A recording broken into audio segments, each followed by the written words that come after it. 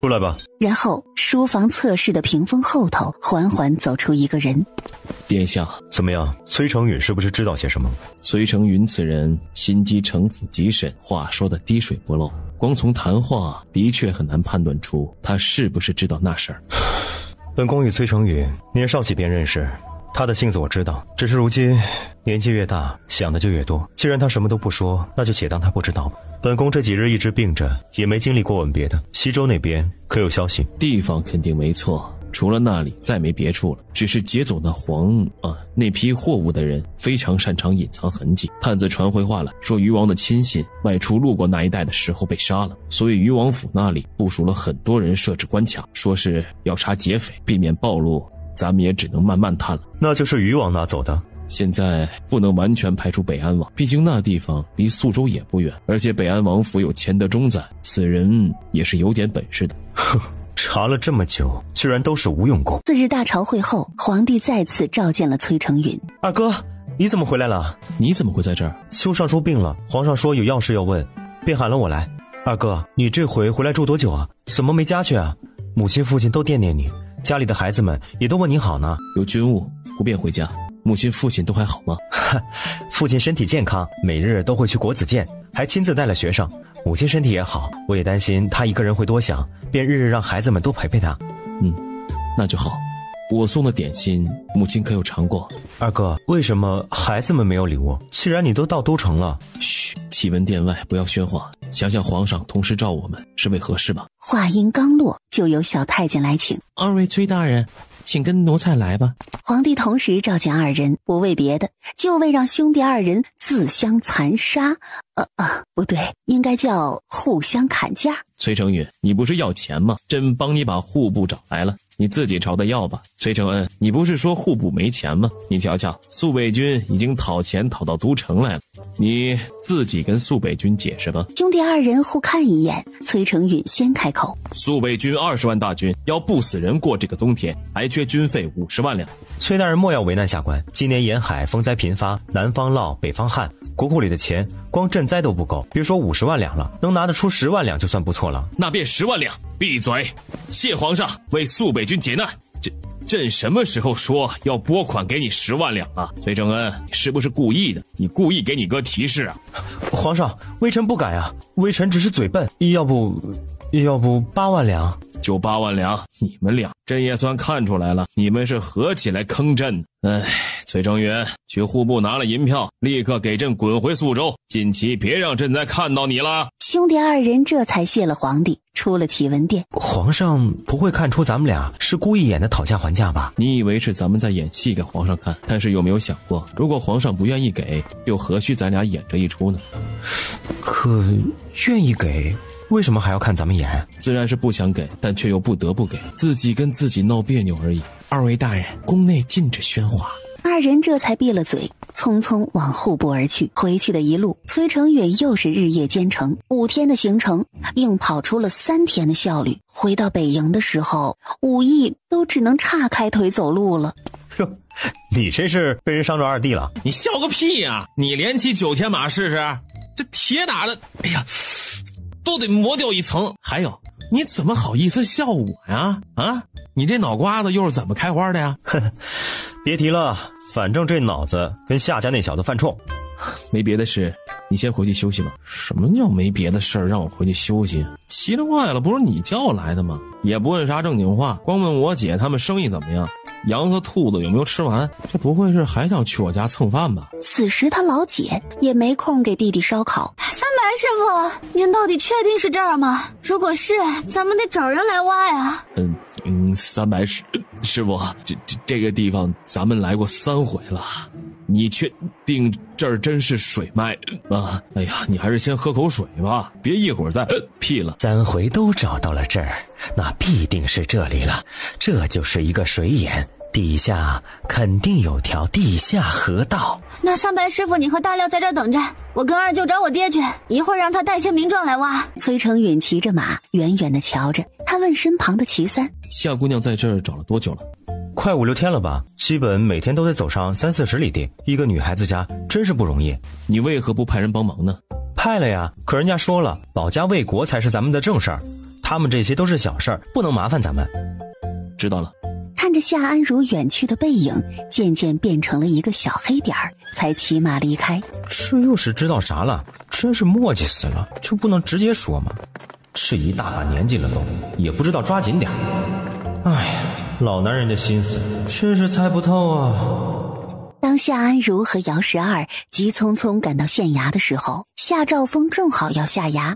夏师爷，你明天上衙的吧？我家大人说明日要去太平城，让您明日务必来。我天，熊儿，之前3日没上衙，我不是解释过了吗？是真病了，连床都起不来。况且我这不正常来了吗？你们也不用天天问吧。熊二得了夏兆丰肯定的回复，这才转身往回走。崔大人，你回来了？不是说要半个月吗？这才几天来着？8天、9天，这么快就又要尬遇了吗？大人办差难道不是应该仔细点吗？缩短行程要不得呀。三白师傅找到了水脉，咱们这2日准备把井给开出来。好事啊。那什么，崔大人有事儿先忙，我这先家吃饭去了。崔大人吃了吗？没吃。那崔大人要是不嫌弃，便去我家吃饭。好。崔成允说完，牵着马就往前走。不走吗？不是说吃饭去吗？行吧。走，今天咱们家的烤炉第1次用，我娘说做烤猪肋排，崔大人有口福了。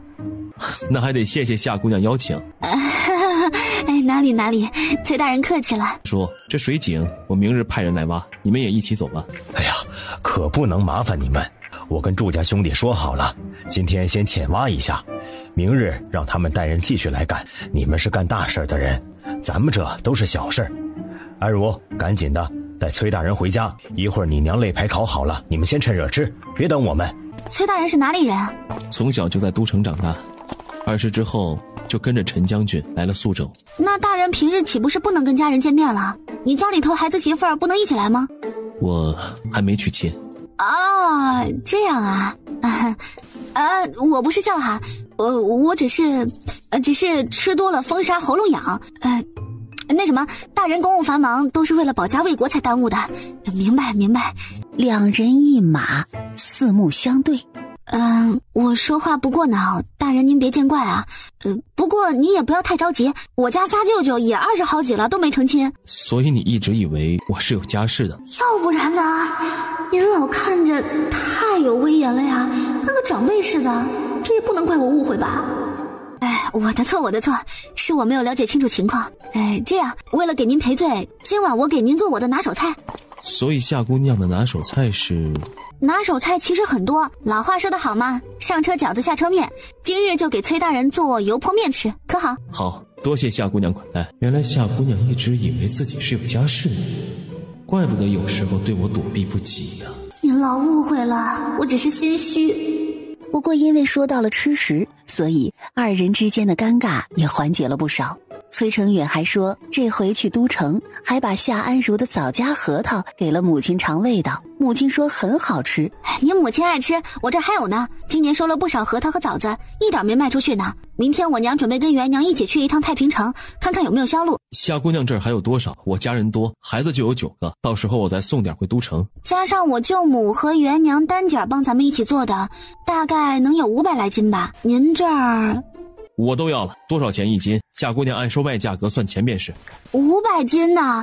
你们家能吃完吗？现在送回都城，差不多就要过年了。我们家一支，包括我父亲的兄弟姐妹，还有表亲，再加上母亲那里的兄妹，一共10家，500多人。另外还有清河的族亲，过年也要送节礼。族中还在的族老有8位，去世的族老家平时来往少些，但是过年节礼还是要送的。一共56户，2000。行，打住，清河崔氏。行，我知道了，是我冒昧了。太过旁支的还没算。是不是准备让我给您跪一个？夏姑娘说笑了。崔大人，您逢年过节喝喜酒啥的，能不能认得清自家的亲戚啊？所以我逃出来了呀。是我也逃。我的天，几千个亲戚啊，想想我就脑瓜子嗡嗡的。我想起家里头的9个侄子侄女，也会脑袋嗡嗡响。两人之间的尴尬不知不觉慢慢缓解了。到得富丰庄门口，娘，崔大人来了，您明天就不用再去太平城了。崔大户说咱们家500斤的枣荚核桃他包了。哎呀，什么崔大户，别乱喊，卖给他还是送给他？他说他要买，要不咱们还是送？非要送我，我以后便再也不来了。娘，送给他。前院瞬间安静，不料崔成允却说：刚才也不知道谁抱怨，说这城里钱难赚，比吃还难。这会儿是装大方啊？这说话说得太难听了啊！什么叫装大方？我本来就很大方啊！对了，崔大人，你跟我来，我得了一件好东西，算是反馈给大客户的小礼物，送给你。说着话，夏安如就往自己房间跑，然后见崔成允不跟上来，还转身朝他招手。哦，来了。安如是不是给崔大人下药了？下什么药？这下的是迷魂汤呀！崔大人可能差事办得好，心情比较好吧。也是，那咱们今天再杀个鸡，新买来的10只鸡，总归感觉病歪歪的，趁着没死，咱们先杀了吃。崔成允吃完晚饭回到北营，已是星光漫天，才入营帐，就见陈将军已经坐在自己帐中了。将军，有事咱们明天说吧。小子，听说你在皇上那儿还抠摸了点银两。是啊，属下回来的时候您不在，银钱已经交给秦先生了，他应该给法算了吧？他跟我说了。我说你小子还真是有点本事啊，能从那位手里弄钱出来，我陈虎也要说一声佩服。啥呀，拎的？将军谬赞了，8万两银票都不够过冬的，今年年景多不好，都城那边粮价也比去年高了不少，咱们还得早做打算。打算，不得有打才有算吗？这事儿我知道，秦先生那里已经绘制好了舆图，等过了冬就可以开始准备搭建新的工事了。就是这个钱大概还缺一些。硬聊了几个回合之后，崔成允实在忍不住了。大人，您有话直说，属下要休息了。明日你要不出营，我家里头来个人。您家里来人，您别出营不就行了？不是，我家夫人这回差了我家小女儿来宿州给我送节礼，她也没来过，你带她到处瞧瞧吧。既然如此，那属下明白了。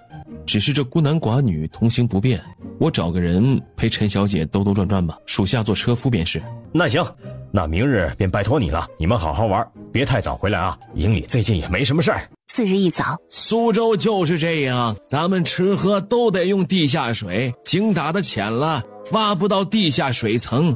那咱们现在挖了多少了？不多，也就10来丈吧。安如啊，你这胆子怕是比小豆儿还小些啊！别说哈，谁养的东西就像谁。安如养的那只河胆子也小得很，在家里一直被鸡追。姚十五突然大喊一声，往后退了一步，踏空了一脚，眼见着就要掉下井去。大舅小心！大哥不要！可说时迟那时快，就见大舅胸襟前的袄子突然被一把揪起，最后啪一下横卧在了不远处的黄土里。对不起啊，我不是故意吓人，只是好奇你们在看啥啊。这位是陈将军的小女儿，第一次来咱们这儿，陈将军让我找人带她到处转转。啊，我真的不知道会吓到人，对不起啊。没事，大舅没事吧？大舅腰子好像摔裂了。崔成云跟姚12两人一左一右把人弄上了骡车，他让姚12先赶车回家，自己回趟北营去找几个人来帮忙。这挖井的事儿他们也不用管了，还是先回去让于大夫看看才是要紧。您是回营还是？我跟你们走，这回是我给摔的，我得负责啊，要钱算我的。哎呀，不用了吧，我也没什么大事儿。说什么呢？我下手没个轻重，刚才情急之下也没收力，肯定是伤着了。一会儿得找个好大夫给你瞧瞧，要不让张御医来吧？不要啊！张御医倒也不用了，咱们自己有办法。那陈小姐就上车跟咱们一起走吧。不必，我自己骑马。崔大人，跟我爹说一下，我去夏姑娘家了。陈小姐身手不凡，平日也练功吗？偷偷练。我娘不喜我舞刀弄枪的，我只能每日晨起练上一会儿大刀。女中豪杰，佩服佩服。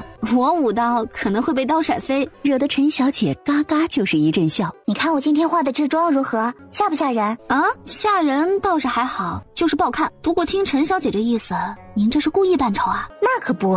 那崔大人你认识吧？认识啊，老熟人了。怎么说？我爹这回让我来肃北，就是让我来跟崔大人相看的啊。所以你们俩什么我们俩？可别胡说，我不喜欢这样的。我在都城就见过他，天天板着个脸，喜怒都一样。别人都说他说话办事妥帖得很，我却觉得他古板又无趣。谁嫁给他，谁能憋出病来？啊，这崔大人被嫌弃了。所以我故意今日化了个浓妆，不错吧？就是不小心把你舅舅给吓到了，真是不好意思。没事儿，我就别的没啥，就是耐摔，您别客气。说完，自己都愣了下，说的都是啥鬼话？陈小姐也哈哈哈哈笑得不行，直说夏安如真是逗极了。既然陈小姐本就不喜崔大人，为何又答应来相看啊？多好的机会啊，能到边关来瞧瞧。要不是我爹写信回家，我娘死都不会放我出来的。到了这苏北，就是广阔的天和地了。我想什么时候操练就什么时候操练，想耍大刀就耍大刀，想练长矛就练长矛，多么的自由自在啊！也是哈，我虽然不会功夫，但是听你说来也觉得豪气万丈。要不你跟我一起啊？我教你，你让我当师傅吧。陈小姐，夏姑娘还得赚钱养家，而且你带来的那把古月砍刀能有30斤，夏姑娘练不动。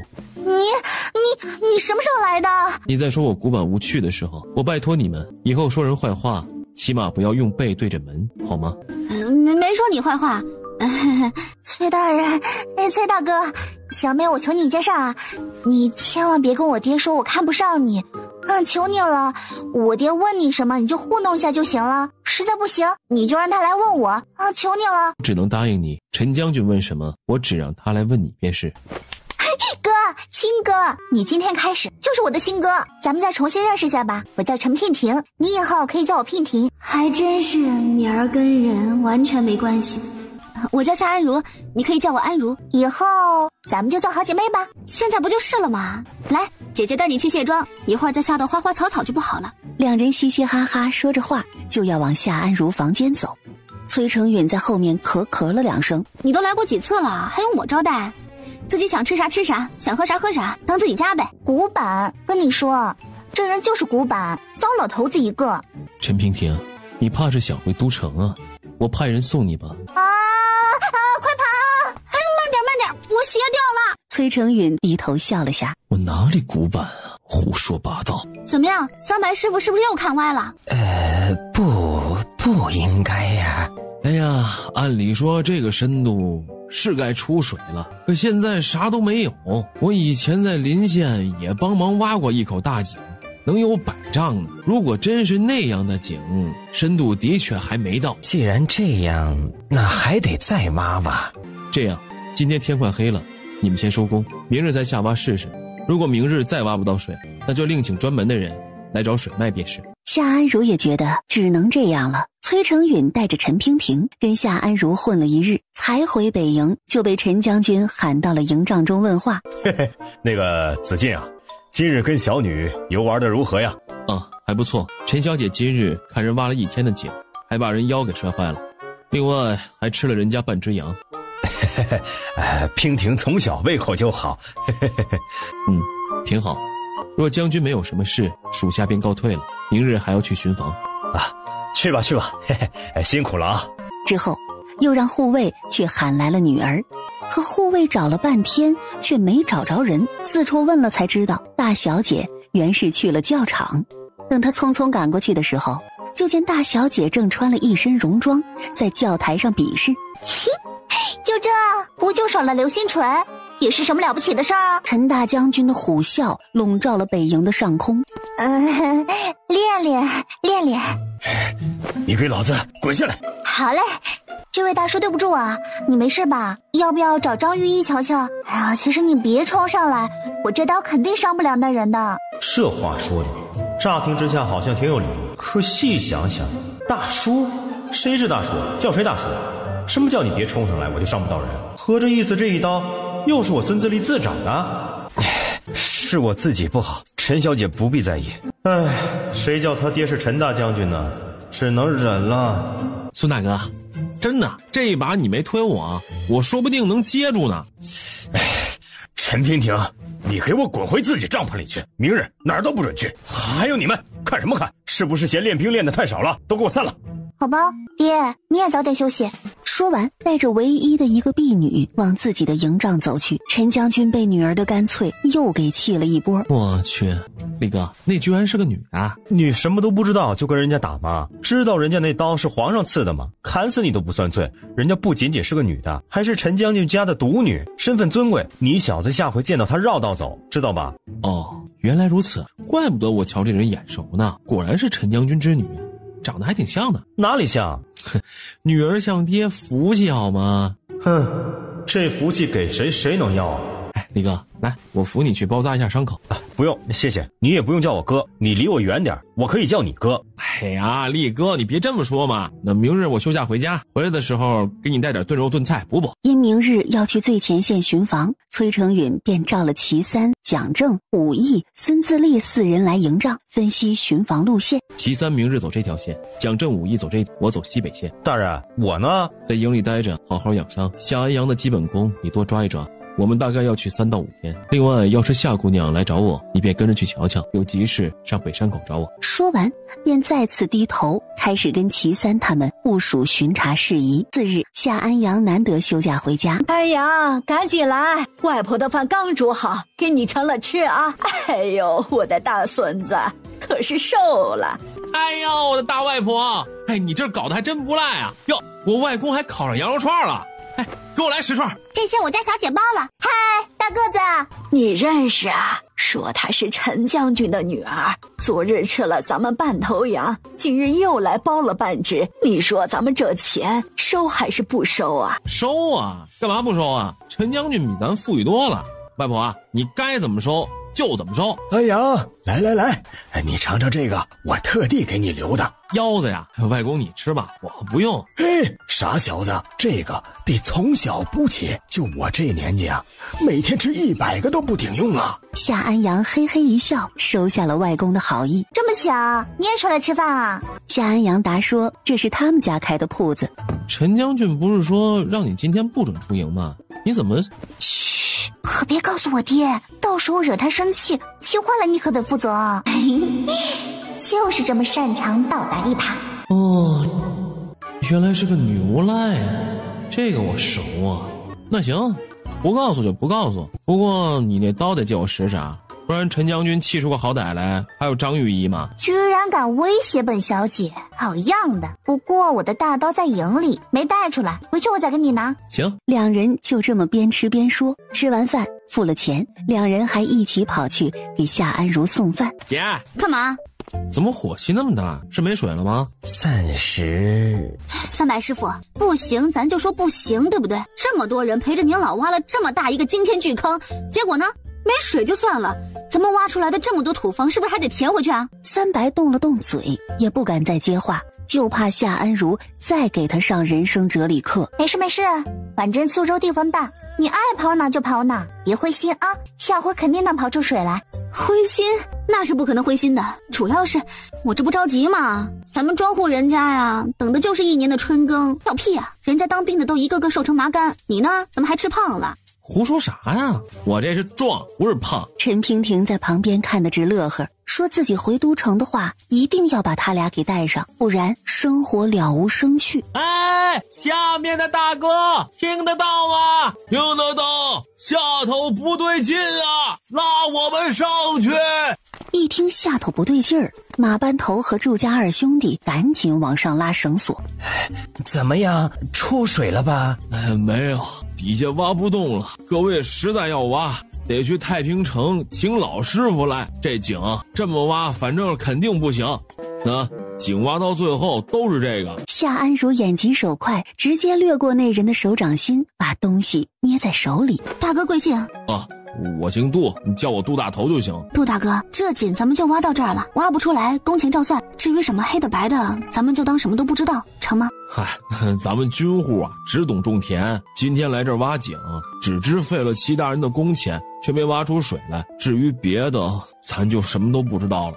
干活活给钱是应该的，咱们这井挖的深，比一般人家还费力些。到时候我再跟齐大人说说，让他再多给你们一些辛苦钱。陆大头带着另外3个谢个不停。姑娘是才到这儿，不知道咱们这儿以前过的比现在苦多了。这还是陈大人来了，赶跑了北蛮，咱们才算暂时过上几天安稳的日子。咱们这儿的军户也先有被拉出去打仗的，一般啊都是交了粮，然后爱干嘛干嘛，只要不出宿州就行。有时候啊，咱们去军中干活，将军那里天天的哭穷，却还是给工钱的。姑娘，你别嫌我啰嗦啊，这我的意思是，陈将军看着凶，可却是个好人。就是咱们这个地方太穷了，这苏北军也挺难的。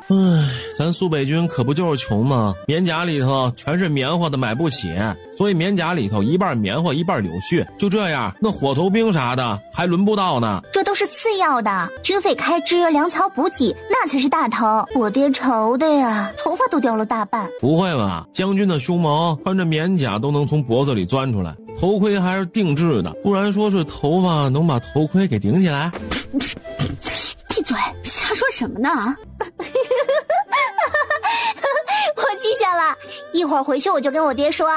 哎，姐错了，小弟错了。众人拾到完了东西，便准备撤了。怎么了？看这位杜大哥是个实诚人，我也是怕万一有人路过再不小心掉井里，咱们就罪过大了。今晚能否请杜大哥帮忙看着这坑啊？您放心，工钱咱们3倍的给你们，最快明天，最慢后天你们就能走了。可单单这4人留下，夏安如还是不放心。他缓缓看向了二舅，别忘了给我送饭来啊！哎，知道了。次日，夏安如天还未亮就醒了过来，按照往日惯例，他先进空间晃悠了一圈，这地可能已经长到了5亩了，然后地里别说人参灵芝了，连棵草都没有。想我死就直说，5亩光溜的地是要种死我吗？小花呢？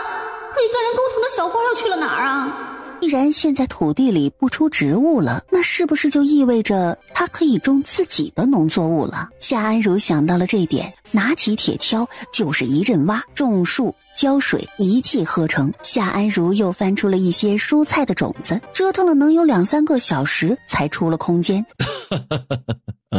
郑兄、夏师爷，你们来的正好啊！昨日正好收到了郑丞相的来信，丞相关心了下咱们宿州的情况，另外啊，还让我把这封家书给郑兄。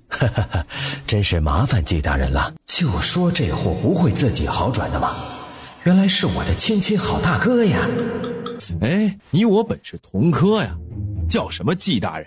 八方县的困难我也知道，没钱没人，还离前线近得很，所以这回啊，我还特地给你留了些人，虽然人不多，但是也差不多有个30来户，200来人。另外过冬的粮食也是咱们府里出，我都给你们准备好了。季大人，这是跟我大哥有啥交易？你这什么交易不交易的？那咱们是同科的呀。我也不怕老实跟你说，京中来了消息，说郑丞相因为郑兄你的事儿忧心不已，身体抱恙，不能早朝了。丞相甚至还宣布至此封笔，再不画画写字了，说是没管教好你，也惩戒自己。郑兄可知啊，你大哥的一张画现在外面都叫到10000两了，这都没人卖。所以啊，希望你在这八方县好好的，你有什么困难咱们能解决的尽量给你解决，丞相那里也能宽心，说不定到时候宽心了，病也就好了，人就能上朝了，不是？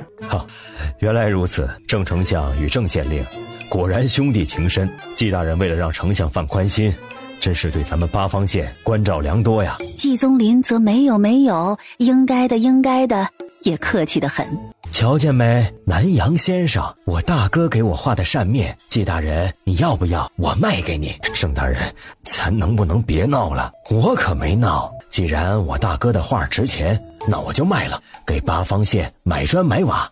季大人不知咱们县有多难，人家不愿意来，其实我也能理解。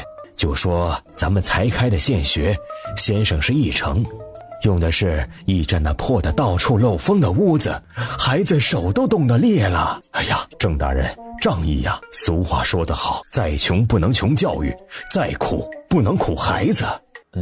那这扇子郑大人要卖多少钱啊？看在季大人的面子上，这扇子我也不要10000两，只要8000，如何？郑大人，我是宿州州牧，不是苏州州牧，8000两。你是不是太看得起我了？季大人，格局小了不是？嘿嘿，你没钱，可是你认识有钱的呀。这宿州我是人生地不熟，两眼一抹黑，但是您不同啊。这宿州谁最有钱，您肯定比我清楚。您只要找到下家，我只要8000，卖的是高是低，就看季大人自己了。郑兄，你在太平城待几天啊？2天，县中事务繁杂，我办完了事儿就得回去。行，等我消息，我到时候会让人来找你。好，我先去把落户的文书办了，之后就在驿站静候佳音。说完便带着夏兆丰出了季府。嗨，这有啥？我从小到大的扇面都是我大哥给我画的，家里头都是成箱成箱的，多一把少一把有啥所谓？这扇子价值万两，您哪怕卖了自己用，也不用过得这么抠搜了。嘿嘿嘿嘿，夏兄这回格局小了吧？钱嘛，身外之物，没的时候抠搜点儿，有的时候多用点儿，这不正常吗？再说，在你看来那是8000两，但是在我看来，就是我大哥画刺了的一幅扇面。按照我这抠搜的性子，一个扇面能换个县学，能换个城门，能换点粮食草料，很值啊。二人一路说，一路便到了府衙。因为有季大人的小条子，所以文书交接办得很顺利。袁娘和姚荣那边虽没夏兆丰他们那么顺利，但是二人好歹也是把路子给走通了。我说呢，大户人家有针线房就算了，居然还有专门做鞋的，原来是王府，怪不得。就是因为王府，所以办事就比较难，还花了姐姐50两银子给我干娘通路子，这生意能不能成都不一定呢。买个机会嘛，50两银子买能给王府供应点心吃食的机会，真的不贵。可这事儿哪怕成了，也不过是给太监宫女嬷嬷们供一点糕点蜜饯，拿不到上头去的。这有啥呀？真要给王爷王妃这些正经主子供应吃食，我才害怕呢。给太监嬷嬷们反倒是简单些。刚才你干娘不是说了吗？王府光这些有点脸面的下人，每月要用上几百斤的点心吃食呢，哪怕咱们只分得到1杯羹，那也是很不错了。这事儿真要成了，我得给你个大红包。跟姚荣二人说笑一路，顺便还跑了好几家布房，进了点便宜耐磨的料子，准备带回去售卖。到得傍晚，郑志明和夏兆丰果然被季宗林邀到了一处酒楼里，说是吃酒，实际上就是买卖那扇子。当下就拍板说8800两，数字吉利得很，这扇子他要了。从太平城回到富丰庄，那就已经是第5日了。当二人得知300挖水挖出矿来之后，这人命里多少是带点死物的财，到底该告诉谁？夏兆丰的意见只有一个，自然告诉崔大人呐。郑志明发了笔横财，关键这横财据说他还有好几箱，号称准备让家里头都给送来，到时候瞅准时机再给卖了。他这人也奇怪得很，小钱非常的抠搜，大钱用起来却挺欢。我也是第一次看到做官还能倒贴钱财的，也算是个另类了。再说，如果苏北军没钱修工事做防御，那前线就不会安稳，前线不安稳，八方线建设的再好也白搭。郑大人那些个扇面画轴，到时候不是全瞎了吗？我说也是，崔大人不是说皇帝死抠死抠的，连军费开支都能给他们削减一大半，要不是300之前不小心找了个大幕，这会儿苏北军连个袄子都穿不上了。皇帝能怪安阳这种小兵的死活？这矿要是让皇帝知道了，那苏北军肯定是连汤都喝不上。300又不是一直能挖到啥宝贝的，保不齐下回真挖的水呢。那您二位先忙着，我去北营找崔大人去。见夏安如说走就要走，姚荣急忙翻出个包裹塞给了他。哎呀，你反正去北营，把这个棉被给你弟带去啊，一会儿回来的时候记得把你二舅给弄回来。到得北营外头，守卫都认识夏安如了。孙大人，不用客气，夏姑娘有事儿你直说啊。那我直说了，我们挖到了煤矿，不知道崔大人是不是有兴趣啊？什么？咱们挖井不小心挖出了煤矿。你确定是煤矿，不是别的什么狗屎疙瘩之类的？他也不多废话，直接把之前从杜大头那儿拿的一小块煤炭递到了孙自立眼前。孙自立俯身盯着夏安如的手掌心，这玩意儿果真是煤炭呐。正当他直起身子，准备回营牵马的时候，就听远远传来马蹄声。是崔大人和齐三回来了。几息间，2匹马已经到得夏安如和孙自立跟前。下了马的崔成允看着表情好似不太高兴。你挺高兴，看夏姑娘的手看出花了是吗？是，见大人回来了，有好消息告诉你。去把马拴好。不是，大人，夏姑娘也不知道崔成允在发什么无名火的孙自立还想解释2句，不过话没说完就被齐三给拉走了。走，正好有军报要报给将军，你跟我一起去。我也没去巡防啊。你今晚想绕着军营跑10圈，你就继续作下去。虽然不解，但是孙自立还是乖乖地牵了崔成允的马，跟着齐三进了营。崔大人这是巡防不顺利？没有，夏姑娘和孙自立是在商量什么事啊？崔大人，瞧，煤炭。崔成允略弯了弯腰，盯着夏安如手心看了半天。大人是想用眼神把这煤炭点燃吗？夏姑娘的玩笑真是别具一格，不过夏姑娘的手相不错，会长命百岁的。啊，不是，崔大人，看这个呀，这个是煤炭呀，咱们挖井挖出了煤。听到了，走吧，带我去瞧瞧。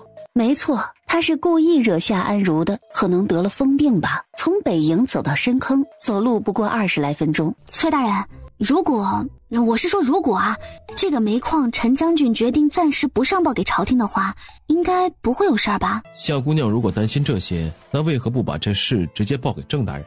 崔大人面前我就实话实说了，咱们家在八方县，自然希望边防能够建设的好一些。陈将军有了军费，咱们这儿不是能更安全些吗？再说了，我是觉得既然陈将军是皇上的心腹重臣，那他们肯定会有某种默契，或者心照不宣的秘密之类的。感觉陈将军其实再怎么离谱，只要能得皇上信任，别的应该都不是事儿吧。的确，苏北军军费吃紧，这回巡防也是为了提前找到漏洞，尽早堵漏加强防御，也的确需要大量军费。若这次真能找到煤矿，那倒是又能解决苏北军的燃眉之急啊！夏姑娘，你还真是苏北军的福星啊！不是我，是三白。别说哈，三白找别的不行，找钱是真可以。这回真能解决苏北军的部分军费问题，那我跟崔大人讨样东西可好？夏姑娘尽管提便是。给三白建个道观。那倒也不是不行，不过你确定三白离了你们能活？夏安如笑说自己只是开个玩笑，不过三白穷得叮当响，到时候如果可以，崔大人尽量给三白多争取点赏银。这个可以，那夏姑娘不想要点什么？我想要空调、地暖、电灯、冰箱、电视机、洗衣机、微波炉、烤箱、电饭锅，还有微疗和饿死了吗？我想要的崔大人可给不了，不过这些都是后话，等这会儿真开出矿来，您再赏我们也不迟。所以夏姑娘想要什么？夏安如当然不可能跟他解释太多，便耸了耸肩，表示自己其实也不图啥，就爱为边疆建设做贡献，惹得崔成允忍不住摇头低笑。夏安如诱导大人，你这是不相信我的拳拳爱国之心啊，我非常伤心啊。行了，知道了，知道你对大荣情谊深厚。夏安如这才说崔大人能懂就行，然后又朝前头一指，瞧，就在前头不远了，咱们走快点。待二人漫步走到了井口边，可能是个大矿，但是到底是什么规模，要等开了再看。你们在这儿留守一下，马上会有人过来接管这里，允你们的赏钱不会少，但若有任何关于这井的消息流出去，我便全当是你们说的。杜大头看了眼夏安如和姚家二舅，却不敢说话，只能点头，嘴里头还得谢谢崔成允。你们先回去，等我把这里的事处理完了，会去汇丰庄跟你们详说的。夏安如上了马，才突然发现夏安阳的被子还没烧给他。大人得空再来说事儿就行，您先忙您的。您接好啊，这包袱里头是被子，是给。一阵北风吹过，把夏安阳给吹走了。来不及说再见的崔成允只接到了夏安如抛过来的一个大包袱。你说咱们把这煤矿给昧下来，是不是不太好？若将军不想要，郑丞相的弟弟此时正在八方县做县令。说什么呢？我说不要了吗？我是问是不是不太好，不是能不能要。崔成允挑了下眉，没有接话。崔大人啊，这矿的事儿能瞒住吗？目前可以找到这矿的是我熟识的人家，口风很紧，人品也没有问题。那就好啊，煤矿嘛，开出来也得要时间，快则1-2年，短则3、4年的也有。哈哈哈哈，还是秦先生懂行些。崔二，听到没？这煤矿咱们慢慢开，等开出来了，再跟皇上回报也不迟。可不是咱们不想报，而是找矿挖煤需要时间啊。可崔成允居然没有接话，他没有答好，更没有答不好。崔二，想什么呢？开煤矿咱们的确能瞒得住，但是这买卖煤炭上下都得打点，不可能永远只有我知道。那你说怎么办？其三，把巡防的结果报过来了，将军也知道咱们边防线很长，要修补加强的地方也多，另外折旧损耗的兵器再加上那么多的粮草，刚才我找了法算了下，想要完全修复前线的防御工事，没有100万两下不来呀。要真全部修缮，咱们还得找一大笔的钱呢。我知道，就是因为修建防御是大公事，所以哪里都瞒不住。其实别人质疑陈将军，怎么说都没关系，只要将军与皇上之间的信任没有崩塌就行。什么意思啊？皇上也缺钱，所以崔大人的意思是这事儿报给皇上，但不报给户部。是，到了户部，钱就是朝廷的；不到户部，钱就是皇上司库的。到时候肃北军拿一部分，皇上司库也拿一部分，哪怕开矿期间被人报到皇上那里，皇上也会压下去的。如果他不想自己的司库暴露的话。哇，你个臭小子，连皇上都敢算计，你要死啊！那属下这就报给郑志明，让他尽快上报给郑丞相。说完，做事就要往营帐外头走。啊，停，老子开玩笑的，你个小子怎么连这点玩笑都开不得？哎，秦先生，赶紧的煮茶，咱们好好聊聊这事儿，务必得把这事儿聊透了，落实了，最好明天就把矿给开出来。2个时辰后，从北营出来一队人马。出营之后，众将士便分了东西、东南、西南4个队伍，分别往北营4个方向而去。与此同时，崔成允也在营中宣布：因肃北军人数众多，陈将军为扩建教场，让诸位有更多空间训练，北营从今天开始南拓10里。这扩出来的一块地方，正好就把煤矿给包了进去。崔成允在布置好了一切之后，便骑马去了趟富丰庄。崔成允把开矿的事儿大致说了一下。呀，这法子好啊，没有中间商赚差价。就不知道你们有什么要求？这事儿一旦报给了皇上，那陈将军这里也只能等消息了。咱们没有要求，只要你们好好保家卫国，咱们这坑挖的就值了。对，你们好，咱们才能好。就是我想问问，咱们苏北军有没有什么手工活要干？有的话，咱们这儿倒是可以组织人干点活啥的。军服这些都是兵部直接送来的，一般都是有点关系的商户才能做。不过若容易想要做这个单子，我可以想想办法。不用了，这大担饼子可动不得，咱们能力也有限，太大的单子也接不了。这样，那既然容易擅长做吃食，便给咱们供应干粮吧。军中虽有火勇，不过前线巡防还是得有干粮，每3日供应1次，馒头饼子都行，一次差不多要4万个左右。4万个，这是准备要吓死谁啊？可每天供应4万个饼子，这收益，这简直是天上掉馅饼，好吧？不做都对不起这300挖出来的矿。4万个就4万个，不过咱们得过阵子才能供得上，得招人买粮啥的，争取年前能为苏北军尽一份力，可以吗？干粮一般是供应给前线巡防的官兵的，每人每日的军粮开支，军中也有规定，所以这4万个左右的干粮，每次采买一般是不能超过150两。那就是每个不能超过4文，这个没有特殊要求，或者粮食价格不暴涨的话，应该是可以的。而老母亲此时脑瓜子正在飞速计算，150两能赚差不多1/3，3天1次，1个月竟赚500两。阿荣，你能不能做呀？崔大人还等你答话呢。能做，咱们肯定保质保量。不过这事儿是不是挺要紧的？崔大人不会有什么为难吧？不会，军中伙夫本就不多，如一能接下这个差事，那就再好不过了。那行，只要没给崔大人添麻烦就行了。咱们这会儿会加紧招人买粮，一定不辜负崔大人的期望。夏姑娘大可不必如此客气。以后崔大人要吃什么干粮尽管说，咱们家包了。不过以后有啥不为治的好事儿，大人想着点我们哈，这样是不是就不算客气了？哎呦，乖女儿说得好，手伸的有够长。你这孩子，崔大人哪能天天光盯着这些小事儿啊？崔大人，这孩子说话就那样，您别放在心上。你们还别说，可真是太巧了，咱们衙府刚到了200多号人，崔大人这儿就下了大订单。哟，这可真是像说好了一般呢。崔成允在富丰庄说完了事儿，很快便离开了。等夏安如再次见到他，已经是5日之后的事情了。不是说这八方县连鬼都比别处少吗？这如今看起来倒是还成啊。跟太平城还是不能比。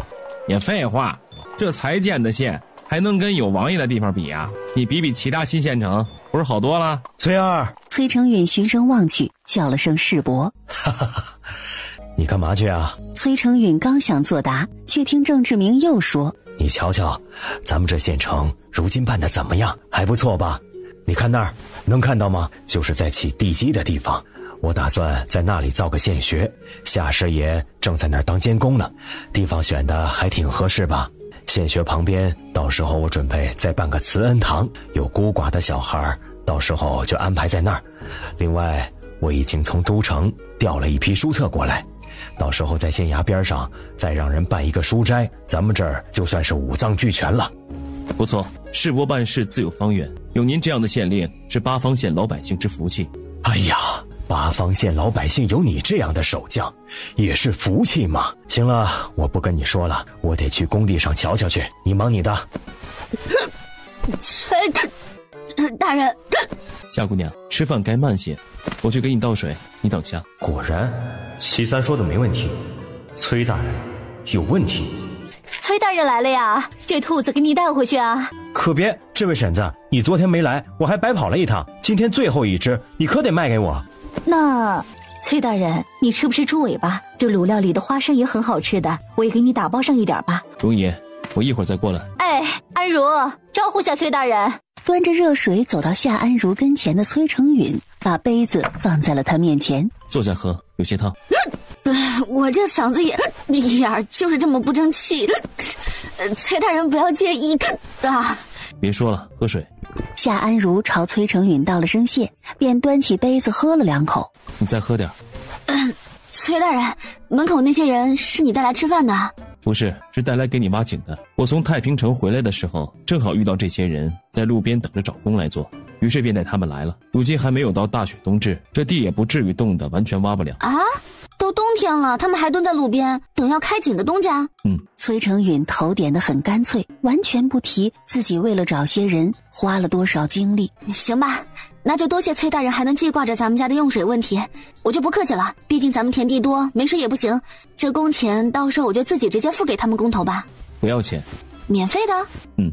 崔大人，我只是性子有些天真，而不是没脑子。您说谎能不能走点心呀？您哪怕编一个你挥刀斩匪救了他们之类的故事呢？我遇到他们的时候，他们被打劫了，我救了他们，所以工头说帮我打井不要钱。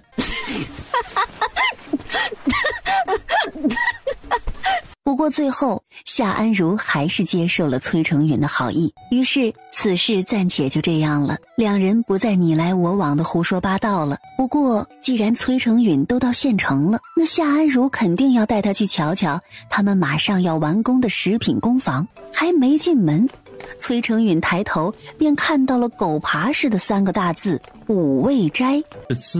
这字怎么了？我写的，名儿也是我起的，酸甜苦辣咸，人生不过5味，不好听吗？好听，字不错。说完便跨进了门槛，都不敢回头瞧夏安如一眼，他就怕自己笑出声来，惹得字的主人不快。哎呀，是崔大人来了呀！您放心，这院子咱们保证收拾的妥帖，咱们雇的50多号人，于大夫也都看过了，身体健康的很，保证各位军爷吃了干净。劳你们操心了。夏姑娘，不带我里面瞧瞧？好嘞，金主爸爸里面请。崔大人跟我来，小的给您介绍介绍。夏姑娘不必如此，你好好走在前头看路。夏安如这才笑呵呵的领着崔成允粗略的转悠了一圈。夏姑娘还会做点心小吃？不会做。起码她很老实，不会做就是不会做，不会装模作样，这样就很好。我不会做，但是我会吃啊。你还真是厉害，居然还会自己吃东西啊。没想到崔大人还挺幽默的。我的会吃当然和你说的会吃是不一样的呀。虽然我不会做，但是只要是吃过的东西，我基本上都能够尝出里头加了什么调料，是怎么制作的。如何？这能不能算是会吃？这倒的确是我狭隘啊，我给夏姑娘赔个不是。不必，大人来视察工作，能提出问题是好事儿，咱们也能有的放矢的整改。那夏姑娘是准备学厨艺了？那倒也不是，我还是以提意见为主。挺好，不要学。夏夏安如对于这位大人的思维方式总归有些捉摸不透，不过还没等他想好，就听外头蒋正找来了。崔大人，齐三找来说陈将军找您回营，有急事。我可能要出趟远门，若有急事你便找齐三，他会帮你打点。一听崔成允要出远门，夏安如便知道他可能是去都城见皇帝，便只说了句崔大人小心些，若是能回来过年，那到时候就上他家吃年夜饭。我会快去快回。崔成允说完，还给了夏安如一个难得的笑容，便转身走了。这人为啥突然对我笑呀？而且跟我说话的神态怎么总是如此慈祥啊？不会是看上我了吧？啊，不会吧？这神经病，发什么花痴啊？种田还不够你累的吗？回到北营的崔成允第一时间就去见了陈大将军。皇上召你进京，你唯一的任务就是得说服皇上，另外尽量给咱们肃北军多争取点分红，咱们这10年内是不是能太平，全看你了。属下知道。去吧，路上小心些，你顺道把陈娉婷也给我带回去。我不回去，要不你让崔大人把我绑回去，但是我在路上还是会逃的。陈娉婷，你给我滚过来！听老父亲喊他进营帐，陈娉婷便大声回：您当我不想进来？要不是我腿多麻了，我早进来了。陈小姐倒是挺幽默，这也是优点。既然陈小姐还想待在宿州，那便多玩几天再走吧。属下先走一步。说完便转身迈步，一步恨不得能跨2米，匆匆离开了主将营帐。崔大人，等等我们有些细节还得再跟你交代交代。你家小姐呢？小姐说让将军莫要生气，气坏身子不值当。不过小姐暂时也不想回都城，若是将军执意要让小姐回去，小姐说便把将军在宿州将军府里头养了10多个烟花女子的事儿告诉老太太。放屁，哪里有10多个，就3个。奴婢不知，反正小姐是这么说的。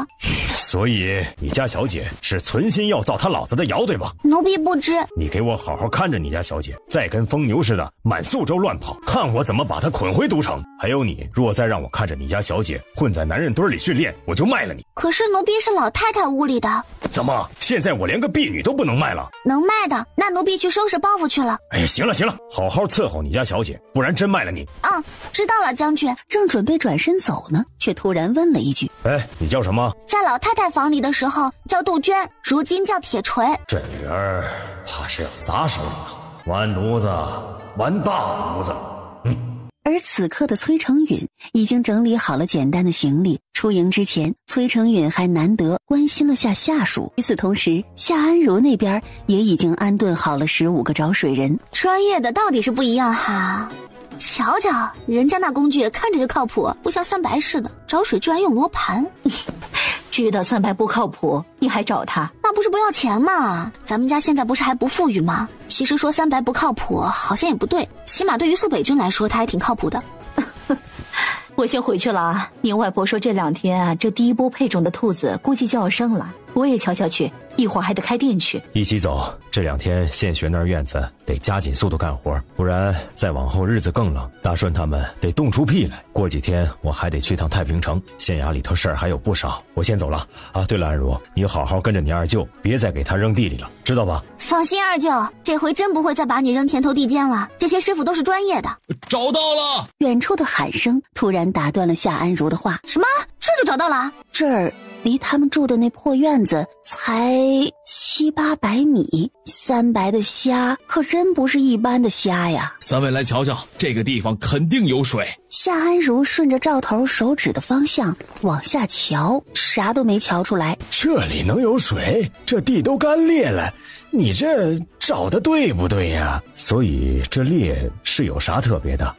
这个嘛，一般没有眼力劲儿的新手是看不出来的。瞧这儿，有啥不一样的吗？说完往那开裂处点了点，这里头有霜。对喽，还是夏师爷眼力好啊，这里头有霜，说明地下有水气上。按照我的经验来看，这地方不仅仅有水，而且还不会太深。那还等啥？开干吧！要真能挖出水来，我请大伙喝大酒。姚荣更是表示自己得去准备几个肉菜去，有酒不得有菜。杀羊，一会儿烤了羊肉给大伙儿庆功。也不急在这一时啊，还是等咱们把水给挖出来再说吧。不管挖到挖不到，这一顿酒我都请了。说完便喊了女儿老婆，说是要准备饭菜去。好在老手就是老手，的确没看错，这处的确有水脉，而且还不深。崔成允在3日后带着武艺到达了都城。崔成允，你可知罪？微臣知罪，还请皇上发落。这怎么突然就有罪了？前阵子皇帝还跟崔大人浓情蜜意呢，怎么说有罪就有罪了？既然如此，你倒是跟朕讲讲，这主意是谁的？自然是陈将军的主意。那陈虎为何说是你说的？陈将军只是谦虚，这事儿本应该是上报工部，让他们去办的。煤矿的收入也应该收归国库，但是鉴于宿州急需建造防线，巩固战果，陈虎又提出了这事儿，那朕便全当不知道。只一点，这煤矿的收入，你们若敢私吞，朕定不饶你们啊！多谢皇上体谅肃北军之不易。陈将军也说，若皇上允许我们开矿，那势必要请皇上派信得过的专人去宿州帮忙，毕竟我们不是专业的，不太懂这些。另外，开矿所得煤炭需运到都城，需皇上再派人帮忙买卖，到时候卖了钱财，皇上只需要拨给陈将军一半就行了。一半？陈虎怎么不全要啊？这陈虎缺钱呢？难道我是当皇帝的就不缺钱了？陈虎要管的不过是一个肃北军，可我皇上呢，要管整个大荣朝啊！皇上稍等。崔成允说着话，从身上掏出一个小布包，里面是一份舆图和一本册子。这是什么？回皇上，舆图标明的是我们北防线需要修缮的防御工事，册子上是我军法算明的总费用，一共是125万两，其中还不包括肃北军每年正常的军费开支。肃北军今年军费的开支差不多是一半就一半，就这样，你别算了啊！你且在都城待几天，再过半个多月也就要过年了。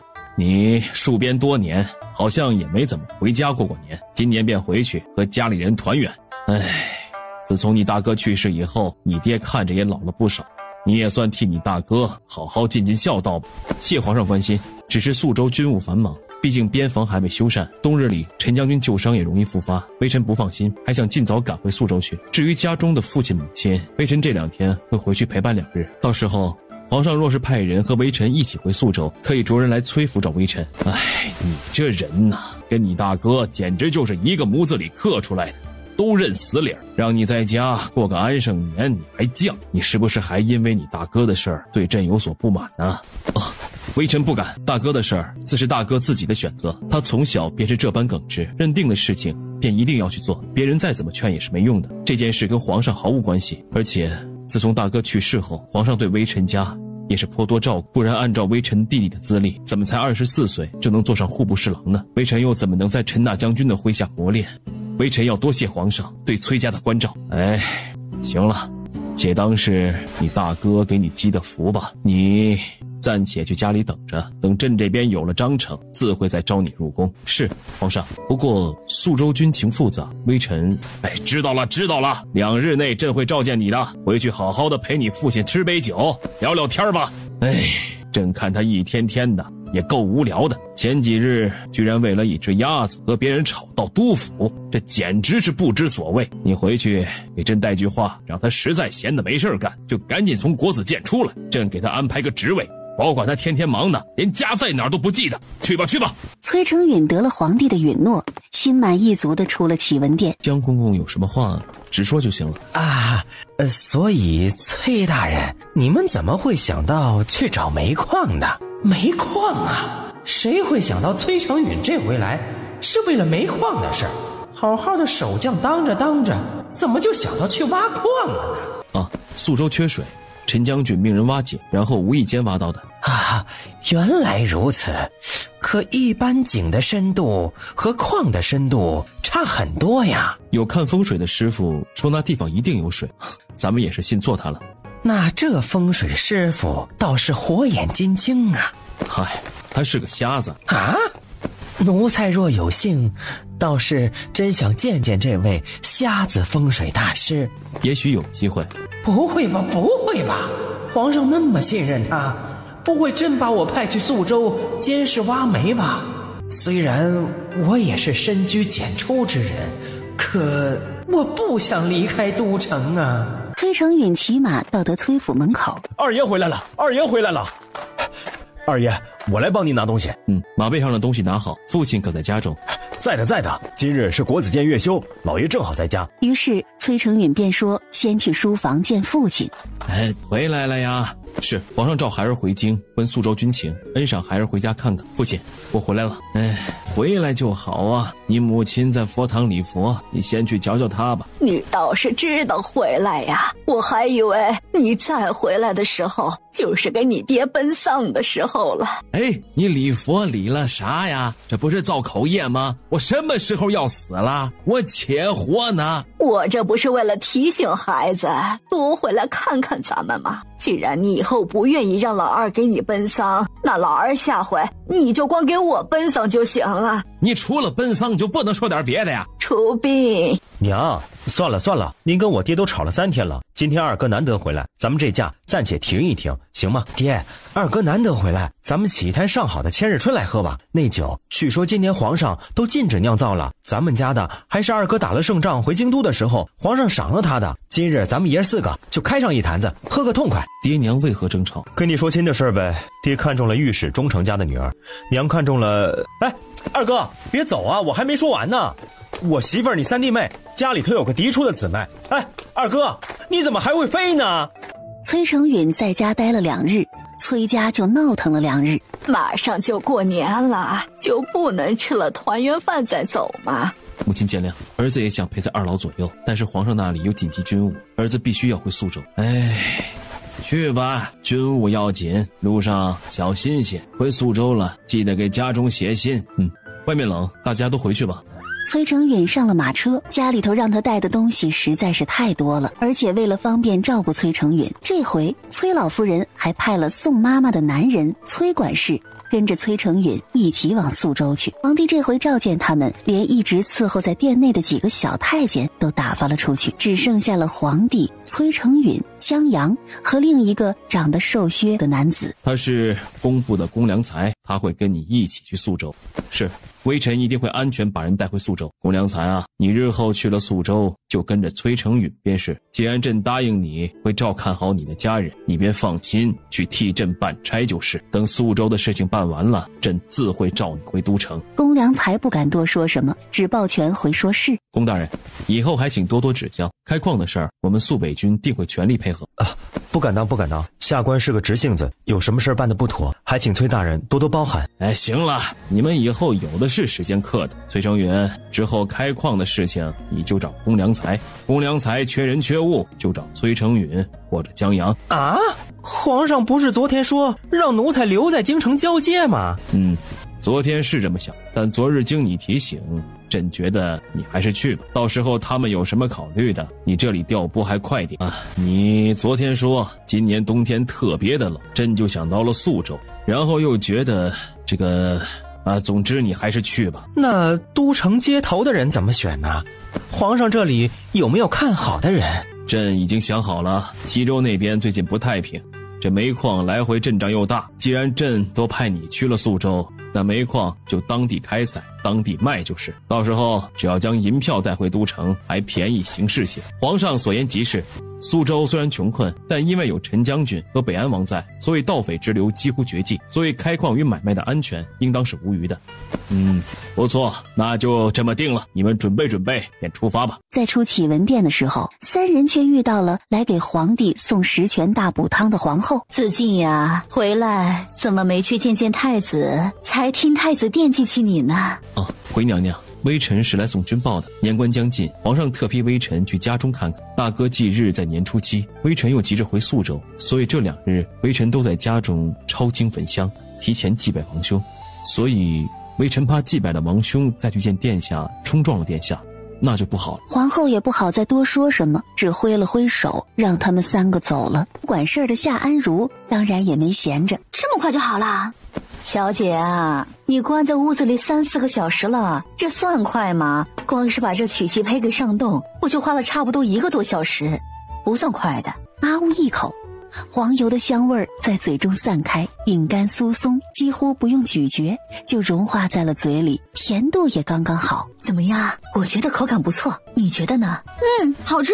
娘，打包1盒，我给今天给了咱们500两大单子的崔大人送去。行吧，不过我觉得你也不仅仅是给人家送饼干去那么简单吧。还是您了解我。崔大人昨天说带了开矿的人来，我想瞧瞧去。早点回来啊！我听干活的婶子们说，这天看着要下雪。知道了，走了。夏安如去县衙找富贵的时候，正遇到了正要带着宋管事去看房子的老父亲。夏兆丰便问他，这天寒地冻的，准备上哪儿去呀？去北营，给崔大人送一点小谢礼。崔大人才给咱们做了一笔大买卖呢。这天气寒冷，要不老奴送姑娘去？爹，你啥时候买的人啊？咱们家现在已经开始走地主阶级路线了吗？啥呀？人家是崔大人家的管事，跟着崔大人一起来的。宋大哥，您在咱们面前可真不用自称老奴。谢谢宋伯，那咱们走吧。一会儿我就把夏小姐直接送回家吧。房子的事儿等我回来再和夏师爷详谈。夏兆丰也没多想，点了点头，说这事儿不用着急。姐，夏安阳和崔成允二人几乎同时到了夏安如面前。二爷呀，夏小姐给您送点心来了呢。姐，你不是来看我，而是来看崔大人的。天气寒冷，夏姑娘早些回去吧，等我忙完这阵再去富丰庄找夏叔。姐，我是你亲弟弟呀，这啥姐姐呀？是亲的吗？我难道真的是充话费送的啊？姐赚点钱也不容易，人家今天下了大订单，不得拍拍人家马屁啊？咱们家没点余钱，能把你喂饱吗？你当你平时回家拿的那么多的肉干、鸡蛋、酱肘子都是大风刮来的？别闹了，等你回家，姐给你做10盒。那能一样吗？啊，不是姐姐，你怎么有了小饼干，第一个想到的不是自己？难道？他突然瞪大了双眼，低问一声：“你是不是喜欢崔大人啊？”你要死吧！胡说八道些什么呀？你脑子里面能不能想一点正经事儿？你再胡说八道，你就等着我在爹娘面前给你告黑状吧。夏安阳归队。那个崔大人，我就是想来看看煤矿开的咋样了。怎么会这样啊？冷静，夏安如，你冷静一点，不要被夏安阳的胡话所困扰了。你可是新时代的新女性，男人只会影响你挥刀的速度，你给我冷静点。还没开始动工，龚大人正在井下测算啊。那我先走了，您忙您的。说完，他转身就想跑。夏姑娘，我想说，如果可以，希望夏姑娘可以考虑考虑他。可话到嘴边，他却又犹豫了。于是崔成允话锋一转，我想说，路上小心。夏安如大松一口气，的点着头，逃似的上了马车。怪不得二爷27了还没成亲啊！这追姑娘追的实在是磨叽死了。不行，我绝不能坐以待毙，我得想想法子帮二爷推波助澜一把。回到了县城之后，宋管事第一时间找到了夏兆丰，说买宅子的事儿暂时不急，他现在得在富丰庄旁边买块地皮。为什么呀？那一片也没有县城那么方便。毕竟是夏师爷家隔壁嘛，咱们二爷来去都是一个人，万一有什么事儿还能有个照应啊。行是行，不过造房子什么的还得等明年开春。你这段时间住哪儿啊？我就一个人，孤苦伶仃的，住哪儿都一样，随便找个能住的地方。最好是离富丰庄近一点，这方便以后造房子来来回回就行了。见夏兆丰不说话，宋管事心一横，决定豁出老脸得了。听说咱们家二爷和夏师爷家挺亲近，不知道夏师爷家有没有空房间，可以让我暂住些日子。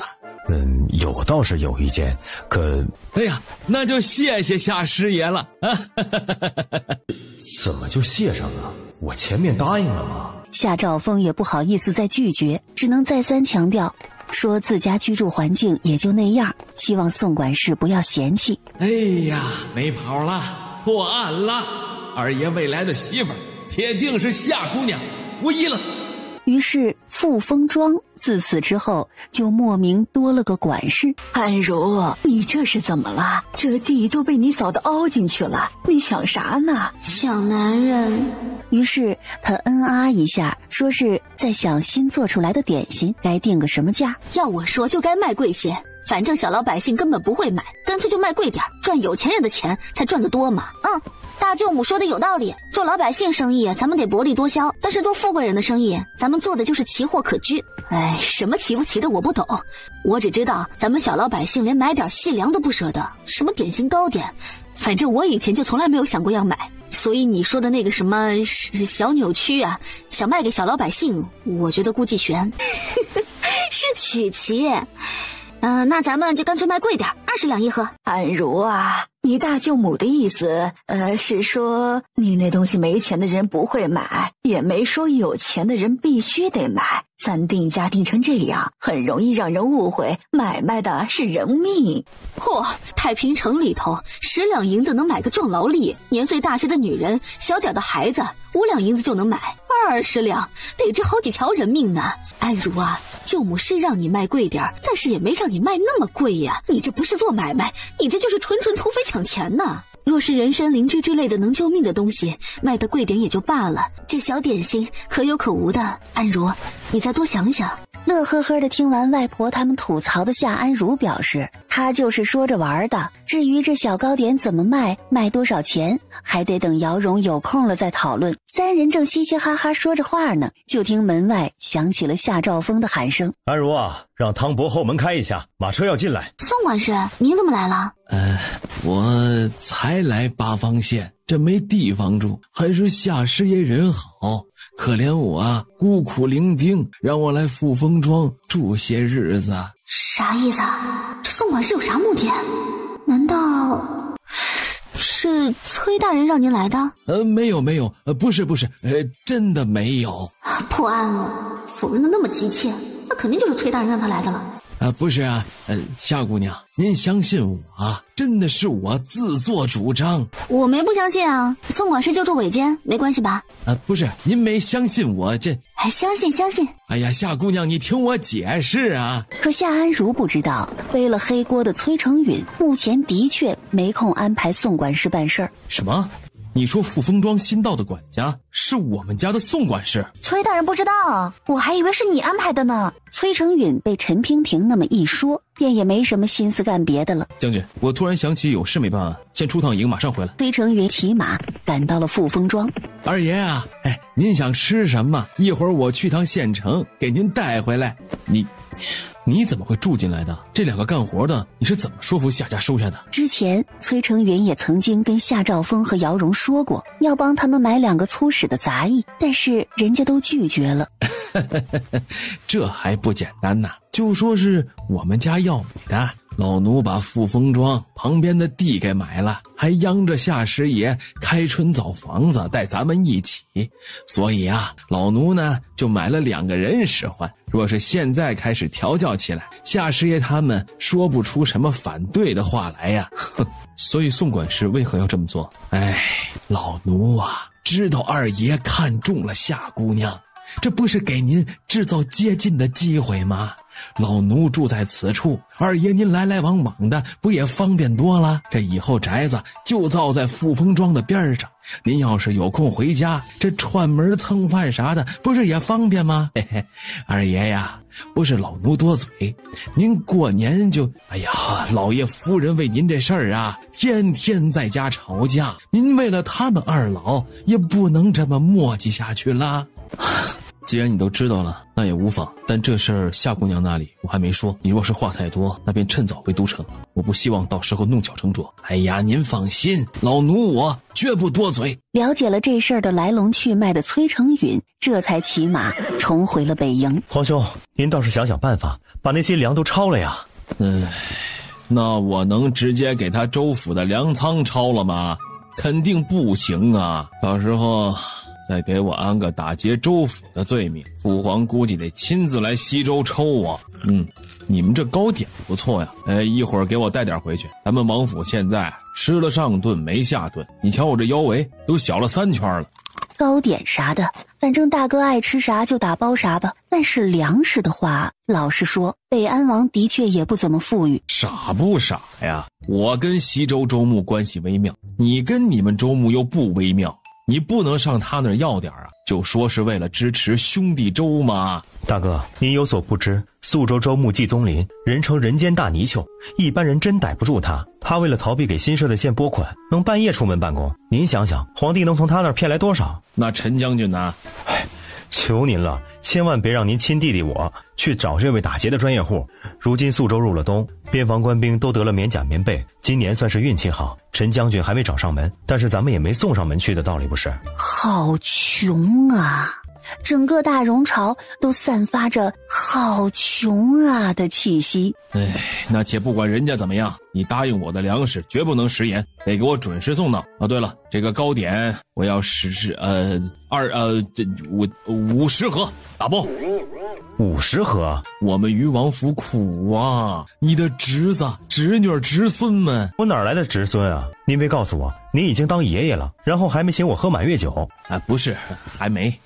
就是即将出生的侄孙啊，这不是你大侄媳妇才有吗？什么都吃不下，就想吃点这种糕点。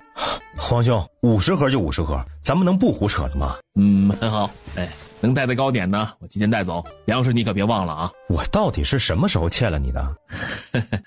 上辈子。等于王带着点心回去之后，北安王妃便喊来了茶水嬷嬷，把没吃完的糕点拿来给他尝尝。结果一吃，他自己也很喜欢那茶味的糕点。于是北安王妃让元娘的干娘当晚就去订了80盒什么曲奇小饼干。至于这定价，王妃说了6两以内都可以接受，卖得太便宜不合王妃的身份。3人一合计5两一盒，就这么定了。一笔买卖做成，干娘又得一个5两的红包，而姚荣的小曲奇也自此登上了大雅之堂，大家都非常满意。崔大人家中也定有经营商铺吧？咱们要不要合作一把，把咱们这儿的吃食送去都城卖，生意肯定要比在宿州卖好。这样我现在就去北营问一下我家二爷，您稍等啊。那您让崔大人来家吃饭啊，今日已经是小年了。好。这日子到了12月，宿州便愈加的寒冷。哎呀，真的不能再快点吗？真的已经最快了。这个矿井并不是您想的打个直上直下的井那么简单，最起码的一个完整的矿得有立井、斜井和平夯，井夯的支护木料得用榫卯结构来搭建，这样才能牢固。这里地下水脉又比较复杂，咱们还得考虑到防水、通风。哎呀，那你说到底要多少时间？我要个确切的时间。20个月。其实这20个月是他用来宽慰江公公的，实际上他自己勘探下来，不出意外的话，30个月起码是要的。若是我们苏北军派足人手的话，时间能缩短吗？应该是可以的吧。嗨，先混过去这阵再说吧。到了天气暖和了，江公公也许就没那么急切了呢。行，龚大人只要需要多少人，我们这里都可以给您调拨。对，要什么人你就说，我立刻跟工部要去。皇上那里也在催这个事情。几人正在营帐内说着话呢，夏安阳就探头探脑的进来报说：崔大人，宋管事有事儿找来北营了，怎么是你来报信儿？今天正好轮到我休息，又刚巧是小年儿，我姐让我回去吃饭去。对了，宋管事说我姐也请您去吃饭呢，说是杀了羊宰了鸭，咱们过年也吃不了年夜饭，所以这顿就当是年夜饭了。夏安阳，赶紧的，你再不走我就自己走了。崔成允应了夏安阳的话，让他先走，他一会儿就来。二位早些休息吧，这事儿我们明日再议。崔大人，你每次回都城，奴才都会给您安排的妥妥当当吧？江公公，想不想跟我一起去吃饭？是不是不妥呀？毕竟我也是受人之邀啊。这样啊，那咱家就带个礼物去吧，算是替崔大人周全了礼数。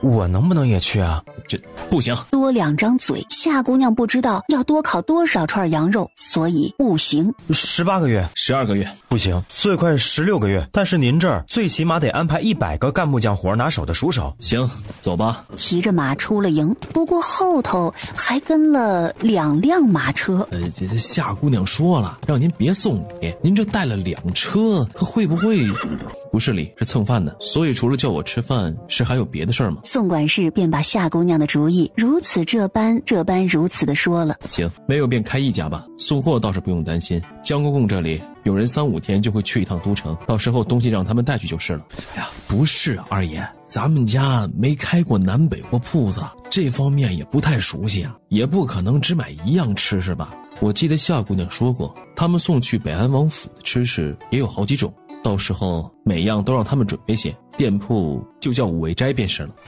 哎，对呀，还是二爷您想的周到。那我回去和夏姑娘说。不必，你管你的进货，都城开五味斋的事你不用跟她说。若说是合开铺子，夏姑娘又会有诸多顾虑。那二爷，这个事儿老奴需要告诉老夫人他们吗？现在不需要告诉，明儿你再来一趟，我给你一笔钱。你家二儿子不是在我爹铺子里做过几年2掌柜吗？这事儿就让他全负责吧。行。到得富丰庄门口，夏兆丰嘎嘎笑着带着一家老小迎了出来。崔成允这般那般的把江公公和公良才介绍给了夏家姚家众人。我说呢，怎么喊半天都没人？都别站着了啊！羊肉串烤好了大半，你们不吃，我们就先吃了啊！让一下，烫！小心，给我。很烫，你小心些。你小心些啊，没事，你手怎么样？没事，你看路。当然，崔成允这人办事儿还是牢靠的，锅子也端得稳，满一锅羊蝎子，上桌一滴汤汁都没晃出来。呀，好像烫坏了。没事，不耽误。这孩子头发好多呀，一点发缝都看不出，这仔细看发根还有点自来卷，可爱。你这披风不能穿的话，我再给你样好东西。说完转身就要去取，可却看到门口众人正看着他和崔成允。安如妹子，你跟崔大人女儿不是18吗？我不是35吗？现在会不会太早了？崔成允会不会太老啊？我跟崔大人，我跟夏姑娘的确关系不一般，我们现在便是生意上的伙伴了。什么意思啊？为什么是生意伙伴了？哎呀，这年头到底装个啥玩意儿啊？这么好的机会，当众宣布自己的意中人是夏姑娘，是不是会死啊？你甭管夏姑娘怎么想，你先得把这茅坑不对，这是位置，先把这位置给占了吧。二爷娶媳妇儿这真是太费劲了。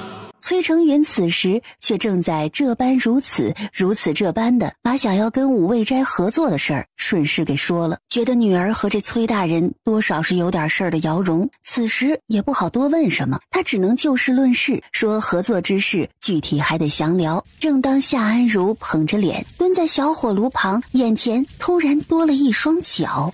崔大人，是不是要喝茶？您稍等，水还没开。你怎么了？没事啊，我在等水开。刚才吃多了，我想喝口茶。不，我是问你今天晚上是有什么不开心的吗？没有啊，我很开心啊。您没听到今天吃饭都是我的声音吗？我就是有点累了。也许吧。是因为我说我们是生意上的伙伴？没有，我没有不开心，能成为您的生意伙伴，我很荣幸的。我那么说就是怕你当着那么多人的面觉得尴尬，毕竟你是个姑娘。我明白，崔大人向来做事很是妥帖，谢谢了。我是说，你是个姑娘，而我是个男子，有些话我还未说出口，也不知你的心意，便不能让别人说你半分，不是吗？什么意思啊？夏姑娘，我心悦你。怎么办？他心悦我怎么办？我心悦他吗？好像是的呀，可是好像有点没到那个火候。夏安如，你冷静点啊！你别这么紧张，我说心悦你，不代表现在就必须得让你做出决定，没关系，你可以慢慢想，我会一直在的。那我去给你拿赔给你的衣服啊，你等我。说是去拿东西的夏安如，很快就拿着个大包袱跑回了灶间。是给我虎头鞋吗？虽然不是虎头鞋，但是崔大人想要，以后再给你安排。这次嘛，噔，您瞧，这是咱们家新推出的保暖羽绒服，您不知道，做这个可老费劲儿了。咱们现在都不卖卤兔子了，光卖卤鸭子了，卖了半个月才将做出来2件羽绒服。我想着你们在北营冷得很，就让我娘做了1件给您，1件给安阳。若穿得好，咱们后头再继续做；穿得不好，便再继续改进。这是鸭毛做的？鸭绒，鸭子的绒毛。可惜咱们这儿没有大鹅，不然用鹅毛更保暖。崔大人您试试呗。我能不能提一个小要求？有什么要求您尽管提，客户的要求就是咱们改良产品的动力。我可不是你的客户，你以后能不能不要再叫我崔大人？那叫啥呀？我字子进，以后你若愿意可以叫我子进。啊，子进，崔子进。听到是挺好听的，就是当着全部的人的面喊他子敬的话，那跟说自己准备嫁给崔成允了有什么区别吗？不知道如何应答的夏安如只能一啊了之。夏姑娘这啊是什么意思啊？子敬也挺好听的，不过要不我还是叫你老崔吧。我不是说你老哈，我的意思是。什么？你是不是觉得我年纪大了些？不是，你就当我没说，要不然我叫你小崔，也不好，搞得好像我像你婶子似的。不然叫你大崔。对，大崔挺好的，又热情又朴实，而且感觉咱们关系非常铁。你看于大夫就喜欢叫廖大勇叫大廖，他们关系就特别好。夏姑娘喜欢怎么叫都可以。好呀，大崔，要不然大崔你也不用叫我夏姑娘了。那我叫你安如。安如的话，感觉像是我爹在叫我，要不你叫我小夏吧。大崔，小夏。夏安如直接笑喷了出来。所以啊，果然是有些好笑吧？好像同僚呀。什么同僚啊？夏安阳，你走路没事的吗？夏安如，你是不是又给崔大人做衣服，没给我做呀？所以偷摸的给他。什么夏安如？姐姐不叫夏安如，有你的份也不会给你的。趁着夏安如和夏安阳说话的份儿，崔成允已经把羽绒服穿自己身上了。而夏安阳听姐姐说也有自己的份儿，于是又改口姐姐叫个不住。你干嘛来了？夏公公说要走了，娘说让咱们放鞭炮，让客人听个过年的响再走。行，那你也一起回去吧，带着娉婷一起走啊，咱家再叫他这么吃下去可能得破产了。夏安如说完转身又说去给夏安阳拿衣服去。小夏看来这名真不行。啥意思啊？你不懂啥呀？你们到底啥意思啊？大人的事你小孩少管，我就给你拿衣服。这有情况啊。待富丰庄放完了鞭炮，这假装的年夜饭也算是告一段落了。众人送了崔成云等人出门，却看到远远来了一支队伍。啥人呢？不知道啊。看着像镖局。你们有镖要押吗？江公公这里有人3不5时就会去都城，他手下那些人倒是也周全。想起来了，是我们家的家什，从老家送来的。哎呦我去！崔大人，我今晚想留宿一晚，一会儿我姐手脚粗糙的很，别再把我的宝贝给打破了。夏安阳，你那羽绒服虽然不是我做的，但是是我设计的，你还给我。再说了，谁要动你那些破玩意儿？你想留宿一晚便留宿一晚，不用找诸多借口，特别不能说你姐手脚粗糙。说话间，那镖局的一行人已经到了富丰庄门外，见人家忙着要接镖，崔成允便带着江公公他们告辞了。天空突然开始飘起了鹅毛大雪。回去吧，外面冷。路上小心，除夕我再给你们送饭。好。崔大爷、夏大姐，你们有话下回再说也行。我爹这腿都快凉了，赶紧的走吧。哎呀，陈将军真是造孽呀！烤羊腿成他的腿了。等崔成允带着这几个蹭饭的走后，姚老八看着远去的车马和隐约的鹅毛大雪，哎呀，瑞雪兆丰年呐，大雪好就得下大雪，明年一定会是个好年。这雪一下就从小年下到了年30。你不会说话就少说2句。瞧瞧这雪，小豆子刚才出门差点直接埋雪堆里。这雪到底准备啥时候停啊？明年这光景还能好吗？看着大雪封城，夏安如的心情也从觉得新奇有趣，渐渐变成了厌烦、无奈、担忧。唉，这雪还真是没完了，真是耽误赚钱。我看是耽误你去送饭吧？你谈恋爱我不反对，但是别忘记分寸啊，这儿可不是咱们来的那个时代，明白吧？不需要明白，我跟大崔呢，现在正在尝试往男女朋友的方向发展，在途未到达，所以呢，嘿嘿，本小姐还不会出手。出你个头啊！赶紧把房间收拾收拾啊！你看都乱成什么样了？今天是除夕，你可得给我整利索点。还有啊，你再往炕上搬绿叶菜，我可都给你没收了啊！你看看你自己，你就是这么窄一条，这炕上的一盆盆的，除了韭菜就是大蒜和葱花，你这是怕自己不入味还是怎么着？在这大雪纷飞的日子里，能吃上这么一盆韭菜炒鸡蛋是多么的不容易啊！要不是我每天辛辛苦苦的搬进搬出，咱们冬天就只能靠萝卜白菜度日了。你还有啥好嫌弃的？我谢谢你啊，你真是辛苦了。但是再辛苦，你也赶紧的把你的窝收拾收拾。一会儿你不是还得去北营吗？早去早回，天黑了不好走路。看营地的士兵远远就看到白茫茫的雪地里走来了一辆马车。冷不冷啊？不是喊你别过来送饭吗？这雪这么大，冻着了吗？那什么，砂锅在车上，那什么，你一个人怕是不好拿。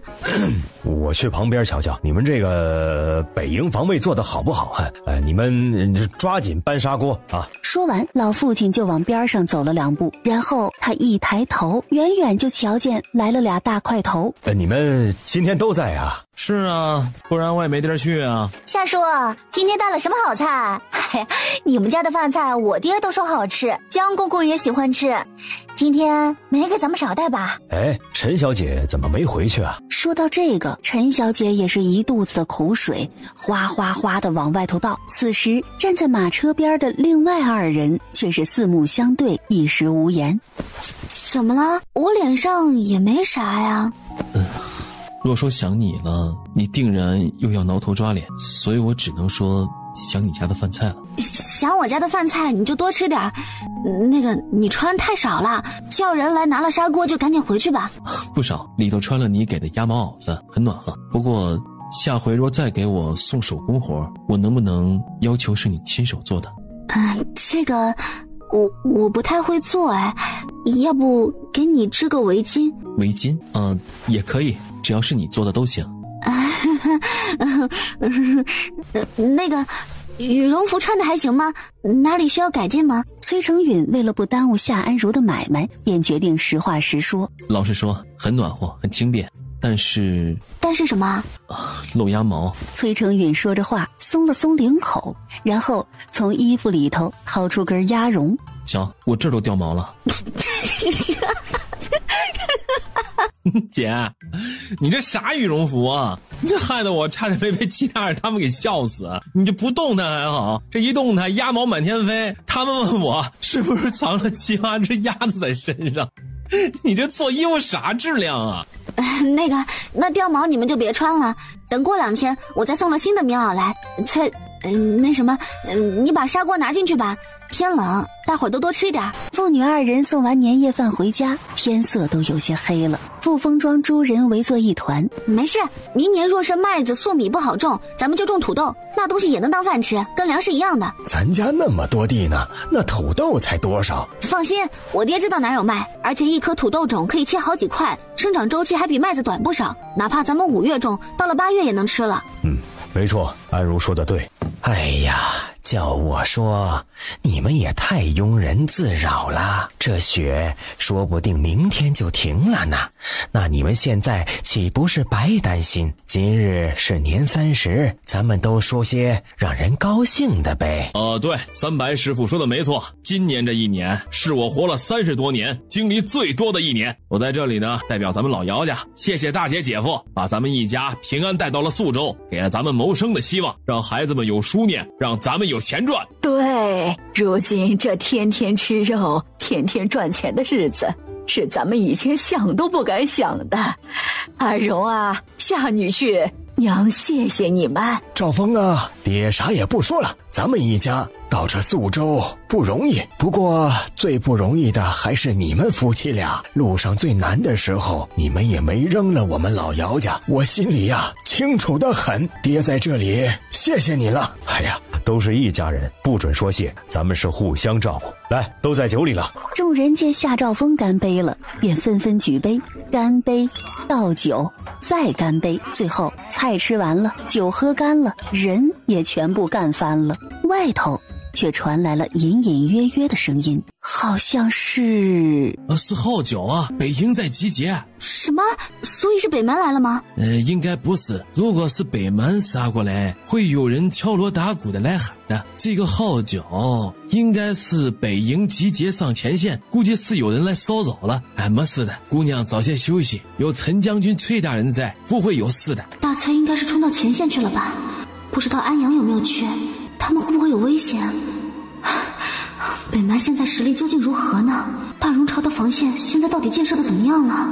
北营在吹集结号之后，崔成允就带着人马冲去了最前线。大人，探子来报，北蛮骑兵一共3队人马，每队约100来人，分3路袭扰我军防线，是来偷袭探路的，做好巡防，莫要追击。在布置好了人手，安抚好了军心之后，崔成允也并没有回大营，而是让齐三带了一小队人马跟他去北山垭口巡查。小安营到，怎么把他也带上？不带不行啊，他非要来。崔大人，我是主动要来的，你别怪我师傅啊。你见过目标这么明显的巡防或者探子吗？齐三支支吾吾挠着头，这的说不出反驳的话来。行了，来都来了，走吧。小安营到前面来。崔成允决定让未来的小舅子待在他身边，有个万一，他还能抢救下。姐夫，有事儿您说话。走吧，别品。姐夫，不错，这称呼我喜欢。一队人马在风雪中前行，到达垭口的时候，已经是半个多时辰之后了。咱这儿不是应该放狼烟啥的吗？你去放啊，放一个我看看。但凡能放的那烟往上走，我都不叫你师傅，我叫你爹也行。哦对，这刮的是平行龙卷风，别说吹散点小狼烟了，这风连魂都能给你吹没了呀。咱这离北营多远啊？不到10里地，7、8里吧。若不是这大雪，骑行虽要绕点路，却也比腿儿这快不少。你问这些干嘛？难道这货是奸细？我就问问，我不是第一次来吗？也不熟悉，这也许是我第一次大显身手的战场呢。带着崔成允与守卫的校尉交代好了所有事项，带着安排剩下的也就夏安阳和另2个新兵往回走。不是不想让你在垭口守卫，你没有巡防经验，到时候哪怕遇上了敌人，也很容易惊慌失措，到时候反而容易误事。若你真想巡防，等过了这阵，我再亲自带你把我们苏北军的防线都走一遍。不是，我是在想别的事儿。咱们这儿除了跑来跑去的送信儿，还有没有什么飞鸽传书啊、老鹰传书啊之类的办法呀？没有，鸟类传书送信，一来不安全，二来冬天也飞不了。你为何要问这个？夏安阳张了张嘴，一句话在口中转了半天，还是没有说出口。若是不想说便不用说，只是苏北军日常便是这样，并没有你想象中那么悠然。我们明白。到得北营营外，下了好多天的雪居然停了。夏安阳，你怎么来了？前头来了北蛮敌军，人家都往外头跑，你可好？哪里危险往哪儿跑？崔大人，你也先问问安如是来干嘛的再说他嘛。夏叔，我没有怪他，我只是心疼他那么大冷天还往外头跑。我老年人听不得这些，安如，你们略说几句就得了，别耽误人家办差。我昨晚听到号角声了，汤伯说是你们出营了，想了半天，也知道自己武力上也帮不了你们，所以一早我就跟我娘还有舅母外婆包了一些羊肉包子给你们送来，这个耐放还顶饿，虽然不多，但也是咱们的心意，你们别嫌弃就好。说完，他打开了车门，崔成允只见满满当当一车的盆儿啊、竹帘啊、笸箩呀，里头全装了大包子。你们是半夜起来做的吗？没有，天亮才起来的，反正睡不着，就起来给你们做了。原本还想着遇不上你们，就交给娉婷姐姐呢。我都已经做好了牺牲一半包子的思想准备了，没想到正好遇上了你们。这包子你给他的时候藏着点哈。好。你们早些回去，下回再听到动静就往太平城跑，别往北营来，知道吗？不知道，我才不走呢。你们在哪儿，我们就在哪儿。行了，赶紧的拿了包子走，别耽误功夫了。安如，你过来。崔成允就见夏家三人凑在一起，低声正在讨论什么事儿。三人说三句停两句，三脸为难。安阳要把那些玩意儿都拿出来用，或者改造什么东西，有个打掩护的，的确更方便一些。就是我想问你们觉得崔成允是绝对能信得过的人吗？我觉得信得过。我掉的马甲他没有跟任何人提起过。那这东西拿出来，万一我是说万一他再把咱们出卖了呢？这样也好，让我提前看清了他的真面目。可咱们万一被他给抓了呢？我可以带你们在空间里过1年半载吧。也是那要不然就给他们？给，我想过了，以后我要干的事儿肯定得有人打掩护。姐姐说的没错，崔大人是最好的策反对象。同意。既然如此，对保家卫国有些执念的夏兆丰也不再多反对了，还让女儿先去马车后头把东西拿出来。崔大人有个事儿想跟您说。夏叔叫我子进就行，有什么事您不妨直说。我们不对，安如有点东西想给你。什么围巾？不会吧，这个不应该是私底下的吗？除了围巾还有什么？昨天的红包包了500两，他不会觉得太多退给我吗？这个也是那个给我灯的老神仙以前给我的，里头是4个对讲机。崔成允一脸懵的看着夏安如包袱里的东西，夏安阳如此这般如此的介绍了一番，然后还拿了一个对讲机给崔成允。这个你拿着，稍等啊。说完就啪嗒啪嗒跑出去了20-30米。听得到吗？听得到吗？欧儿，安阳的声音，他的声音在盒子里。听到了，安阳，举起右手 ，over。崔成允抬头看向夏安阳，就见夏安阳的右手缓缓举起。这是个什么？怎么可以这样？声音为什么会跑到小盒子里去？里面到底装的是什么呀？咱们刚开始也跟你的反应一样，不过既然是安如的那个守护神给的，那说不定是天上的东西。你想想，天上不是都有顺风耳、千里眼的吗？这玩意儿咱们叫它顺风耳这倒不是，我们就叫对讲机，就你讲一句我回一句，对着讲就行了。这个对讲机我们试过，最远大概是10里地内都可以通话，所以安阳就建议咱们反正也没啥用，不如给北营，到时候你们一整条防线就可以实时通讯，不用人跑来跑去了。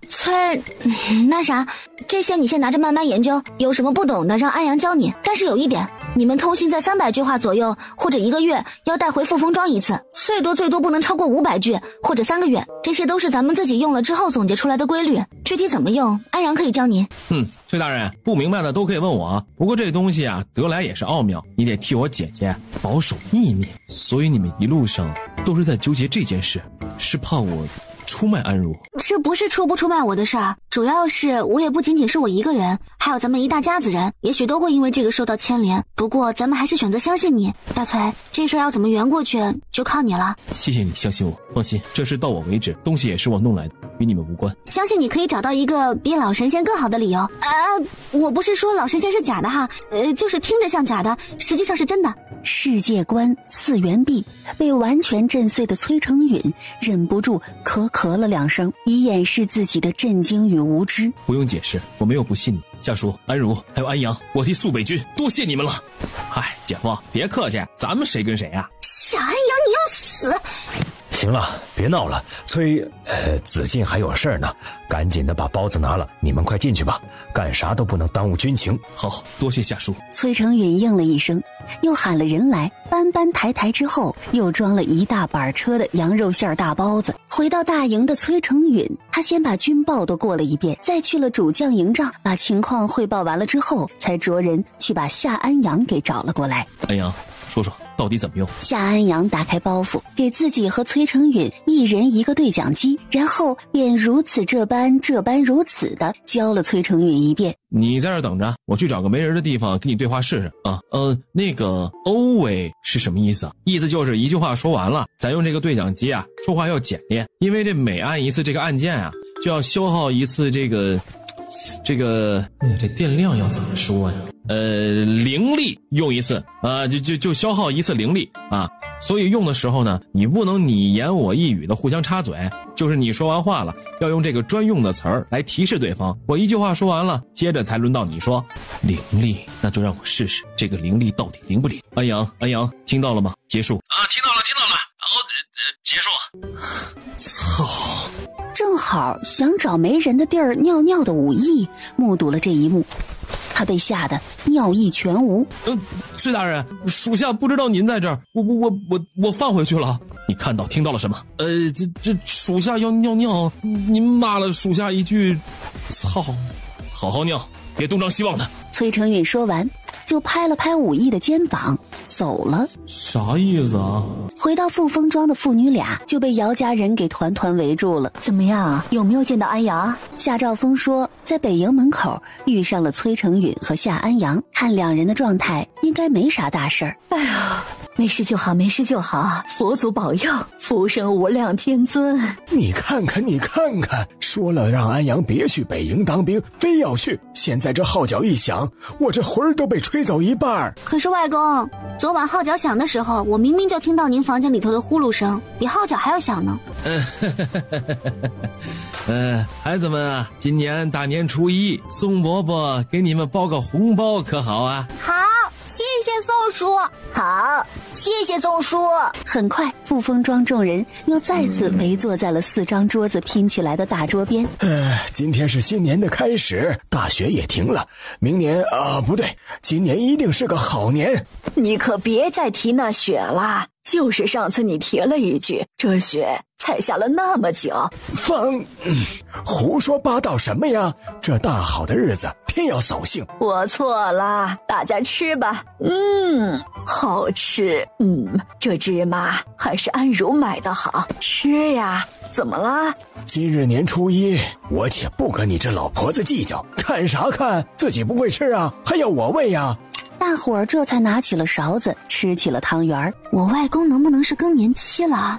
嘘，吃你的。待众人吃完汤圆，却听门外有人敲门。东家过年好，我今日带丹姐儿来给东家们拜年来了。师傅过年好。徒儿啊，你今年可得收了心性，好好跟为师学医理药理，可不能只顾到膏药啊。谢谢师傅，徒儿知道了。待得中午饭毕，夏兆丰寻思着得给上官送点节礼拜个年，于是带了姚荣和夏安如赶上了骡车，带着元娘他们娘俩往县城去了。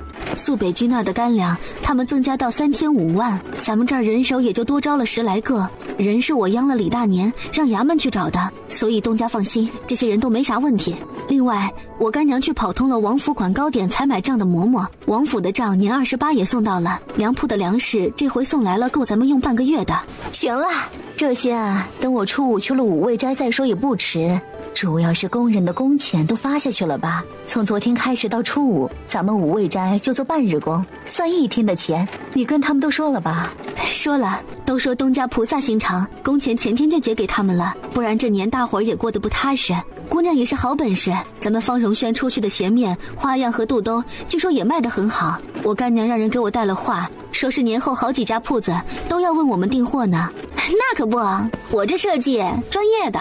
不过这赚钱看来还得赚女人孩子的。那啥鸭绒羽绒服的折腾了半天，结果试穿员说那玩意儿穿了3天就能够掉光毛，真是白费了那么大劲儿。工艺不行，不过男士成衣，特别是便宜的成套的都很好卖，最好是连头巾加外套、裤子和鞋子全都给他们配好，他们一来就能买齐所有东西，这样男人最喜欢了。等开了年，让你爹再给好好的在富丰庄边上找块地，咱们好好盖几间厂房，再多招些人手，到时候把这买卖都好好的梳理梳理。好的，总裁大人。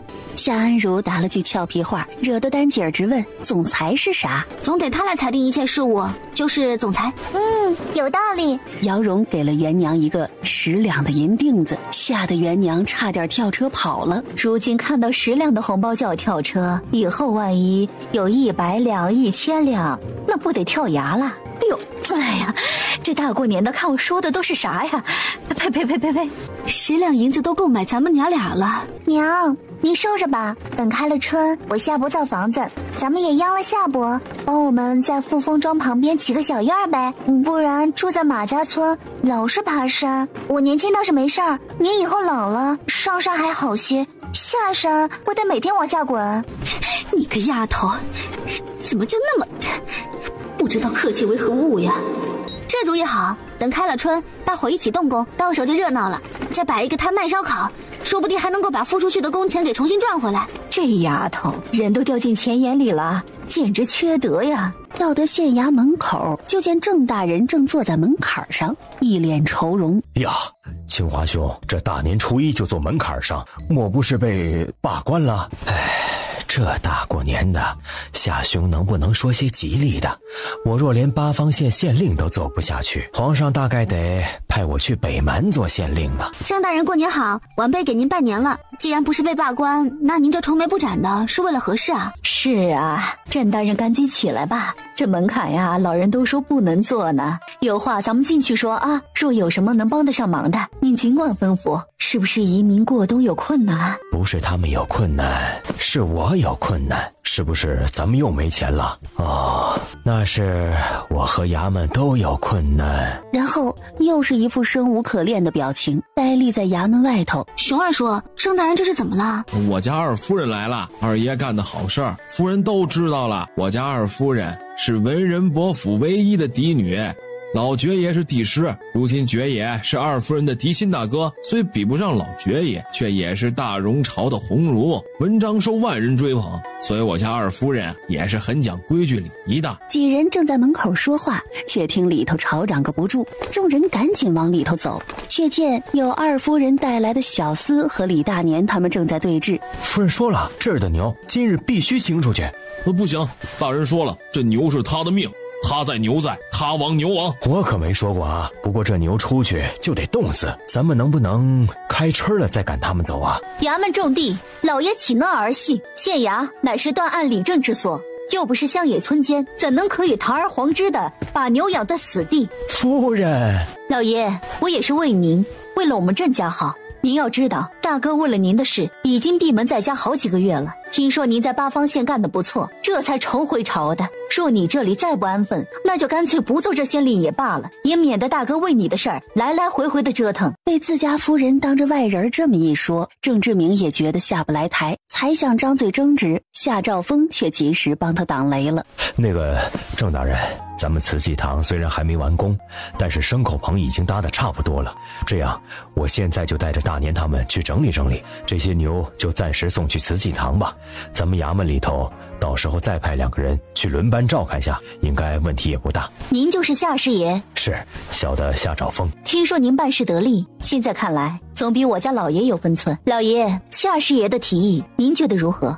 行，就这么着吧。这县太爷你要不要当？要当你来当。一县父母官，却犹如孩童般胡闹，真是可怜了这八方县的百姓。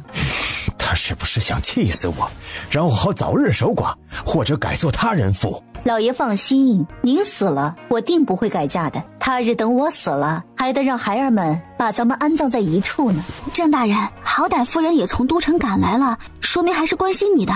他这是关心我来了吗？这是监督我来了。我这娶的是夫人吗？我这娶的是个娘啊！我娘都没他凶。等忙完这一切，天都快要黑了。我就没见过我这样的女主角，怎么就这么背？人家偶遇什么小姐夫人，不是好酒好菜的招待，就是认个姐妹啥的。咱们倒好，帮人喂了半天的牛。这说明你不是女主角，请停止你的幻想。是不是女主角不重要，只是希望老天爷能够善待我们吧。是啊，在大荣朝活着本就不容易了，我看着八方县的百姓是不容易中的不容易，太难了。过完年的第一次大朝会，就有御史参本，让皇帝赶紧赈灾。西周如今已然10室9空，禹王之事暂且不提，没有讨论出个定论的事儿，多说已经无用。我们现在讨论的是此次严寒的赈灾物品，户部准备何时发出？你们莫要再顾左右而言他。回禀皇上，郑丞相，去年南方风灾大涝，粮食欠收，北方旱灾，赈灾又是一大笔开销，再加上宿州军和沿海卫所的军费开支，各部的饷银等等等等，国库早就亏空了。具体皇上要查，微臣这里有账簿明细，都记录得清清楚楚。今年才开年，南方也报了雪灾，冬粮几乎要绝收，如今西周又要赈灾，陈将军还没过年就送来了今年的军费预算，说是宿州军费今年必须增加30%预算。皇上，不是微臣不想赈灾，实在是国库空虚，没有任何可以腾挪的空间呀。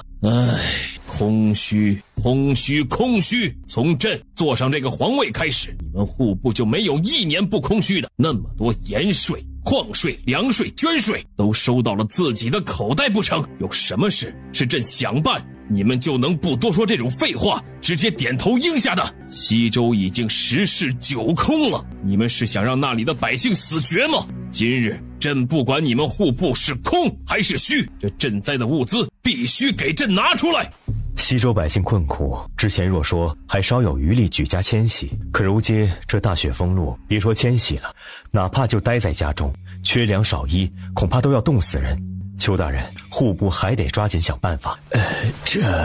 那要不然宿州那里咱们能不能减一点开支？陈将军那儿有20万大军，比沿海所有卫所加起来都还多，这军费开支真是……邱尚书，咱们北边才太平多久？邱尚书这是不把咱们牺牲的人命当人命啊！这会儿裁减守军，是想让北蛮反扑更方便是吗？你难道是北蛮的探子不成？史大人莫要血口喷人，户部要管的自然不仅仅是您兵部一家的开支，这些年粮食连年欠收，巧妇难为无米之炊这句话，史大人难道都不明白吗？行了，都别吵了。启禀皇上，那西周州牧微臣已命大理寺审问过了，查实了他贪墨受贿一事，微臣已经让大理寺查封了他的家产，若皇上应许，可以先用这钱换了物资，然后送去西周，以解燃眉之急。另外，既然西周是禹王殿下的辖地，那禹王殿下自然也要做出表率。如今这西周州牧之位暂时空着，群臣举荐，暂时由禹王殿下来负责这赈灾之事，不知皇上意下如何呀？行吧，就按照郑丞相说的办。另外，大理寺即刻去把西周州牧的资产查实，绝不能有任何的遗漏。若是让他家得了风声，隐匿了财产，朕第一个就不饶你们。太子，你意下如何呀？父皇，郑丞相所说的确有可行性，不过这也只能解眼前围困。若是西周今年还是如去年一般，甚至比去年更甚，那也没有第2个州牧可以被查抄啊。虽然邱尚书的提议的确有欠稳妥，但是却不失为缩减开支的一个办法。咱们既然跟北蛮已经停火，那的确在北县再放20万大军，开支太大了。宿州百姓的命是命，可西周百姓的命也是命啊。儿臣以为邱尚书的建议还望父皇再考虑一下。那太子觉得咱们北县现在的平安是靠什么换来的？自然是天子威严，当然陈将军也功不可没。若真要裁减宿北军，裁减的人数其实都是可以商量的，或者10之23，或者10之45，这些都可以慢慢与陈将军商讨。这事儿朕自会定夺。禹王殿下在西周搜刮赈灾粮之事还没个定论，如今让禹王殿下监管赈灾不合适吧？那要不你去吧？下官只是御史台的，赈灾不太拿手。老夫弟弟也是御史台去宿州八方镇做的县令，如今也没听说饿死冻死一个百姓啊！你得相信你自己，去西周做县令也是可以的。去西周做县令的恐惧笼罩住了每个站在朝堂上的朝官的嘴，别说反驳，他们连呼吸都尽量放缓了，生怕一会儿呼吸重了被郑丞相相中，让他们滚去西周赈灾，那可真是要了亲命了。真是还得是郑丞相，爱他。苏北军裁军一事，既然太子提了，朕会考虑一下。但是目前西周赈灾一事，就照郑丞相说的办。若谁还有异议，就自己去西周赈灾去。退朝。待得皇帝走后，群臣按照次序出了大殿。郑丞相留步。殿下，找微臣有何吩咐？如今天寒，您还需多保重身体。多谢郑丞相关心。只是本宫到底经事少些，今日提议裁减宿州军备，不知道郑丞相如何看待？本宫也想听听你的意见。微臣其实对军事并不算太精通，不过太子为百姓考虑的心，微臣还是能感受到的。既然皇上已经说了此事会考虑，那殿下也不用太过多想多思伤身呢。这一切让皇上定夺便是。还是郑丞相通透。不过本官也不算是多思吧，只是有时候想替父皇分担一些而已。对了，郑丞相的弟弟还在苏州吧？若是有机会，本宫倒是可以劝劝父皇，让他早些回都城，以免得郑丞相一家远隔千里。谢太子殿下关心，只是微臣那弟弟啊，就是那个混不吝，这回是皇上格外开恩呢，让他去的宿州做县令。按照微臣的想法，他也只配去放羊。殿下万万不要为微臣弟弟的事操心，更不用让他回都城来。微臣觉得，既然都城的饭他吃不惯，那就让他在宿州多喝点西北风吧。本宫听闻郑丞相的弟弟是你亲自带大的，如今可真的忍心他在宿州吃苦？唉，就因为是微臣自己带大的，微臣才愧对皇上。唉，都是微臣家教不严，才教出这么一个混账来。殿下的好意，微臣心领了，但这次一定要给微臣弟弟一个教训，殿下可千万不要替他求情啊！哎呀，这天又飘雪了，殿下还是早些回去休息吧，不然一会儿因为微臣的家事，让太子殿下病情反复，那微臣真的是死几次都不够啊！既然郑志渊油盐不进，太子也不便多说什么，只是略点了点头，便坐上辇轿走了。多思伤身呐，唉，是不是真的到时候该退隐乡野了？可退出这朝堂之后，又能干点啥呢？宿州，哎，呸！我才不会陪那怨种弟弟喝西北风呢。3日之后，在余王殿下收到皇帝圣旨，要求他赈灾的那个时候，在北营的陈虎也收到了一封密函。在接到密函之后，陈虎便喊来了崔成允，问他之前带回来的劫了火铳的劫匪和几个盗墓贼关押在何处。在北营。很好，走吧，本将军去会会他们。将军这是？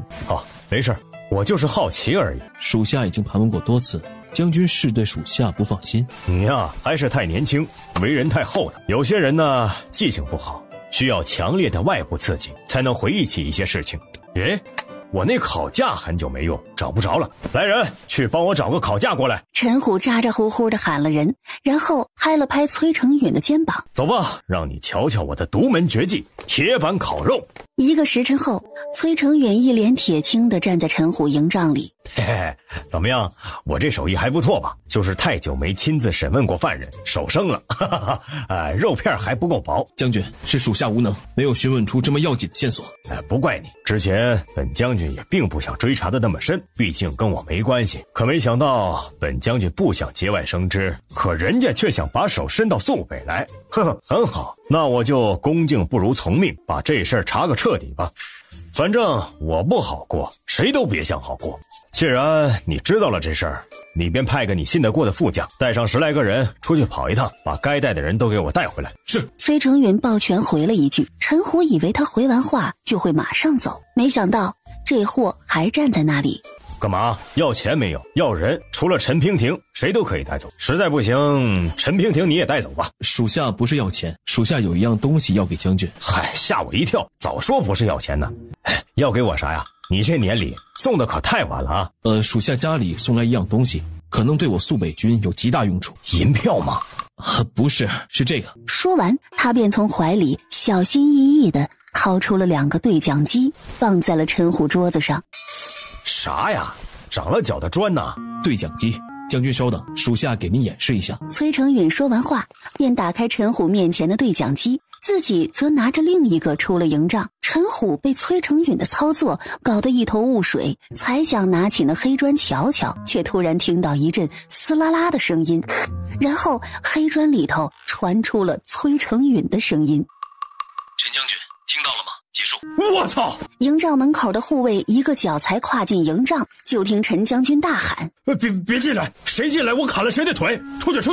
崔成允，赶紧的把崔成允给我叫进来！而崔成允也不用找，他自己从营帐不远处跑了回来。这啥呀？这是哪儿来的呀？你就俩吗？我想要8000个。你的声音是怎么跑到这块小砖里头去的？啥道理呀？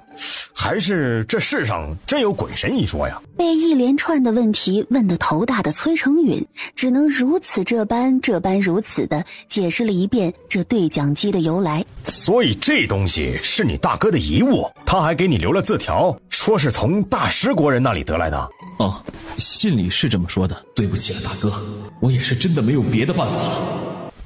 那你怎么现在才想起拿出来呀？这回去都城，属下回了趟家，然后去旧宅看了看。您知道，我大哥以前喜欢收集一些孤本奇书，父亲母亲因不舍大哥的心血就这么没了，所以一直没有烧给他，准备等我侄子再大些的时候，再由他来继承父亲这些书籍。属下这次回去，正好去大哥书斋里瞧了瞧，发现藏书里有好些古兵书，很是有意思，便让家里人整理好了，就给我送到宿州了。我要借阅一段时间。这4个对讲机就是从我大哥那些旧物里找出来的。听起来好像你大哥知道你会从军事，居然还在装这些东西的盒子里留了条。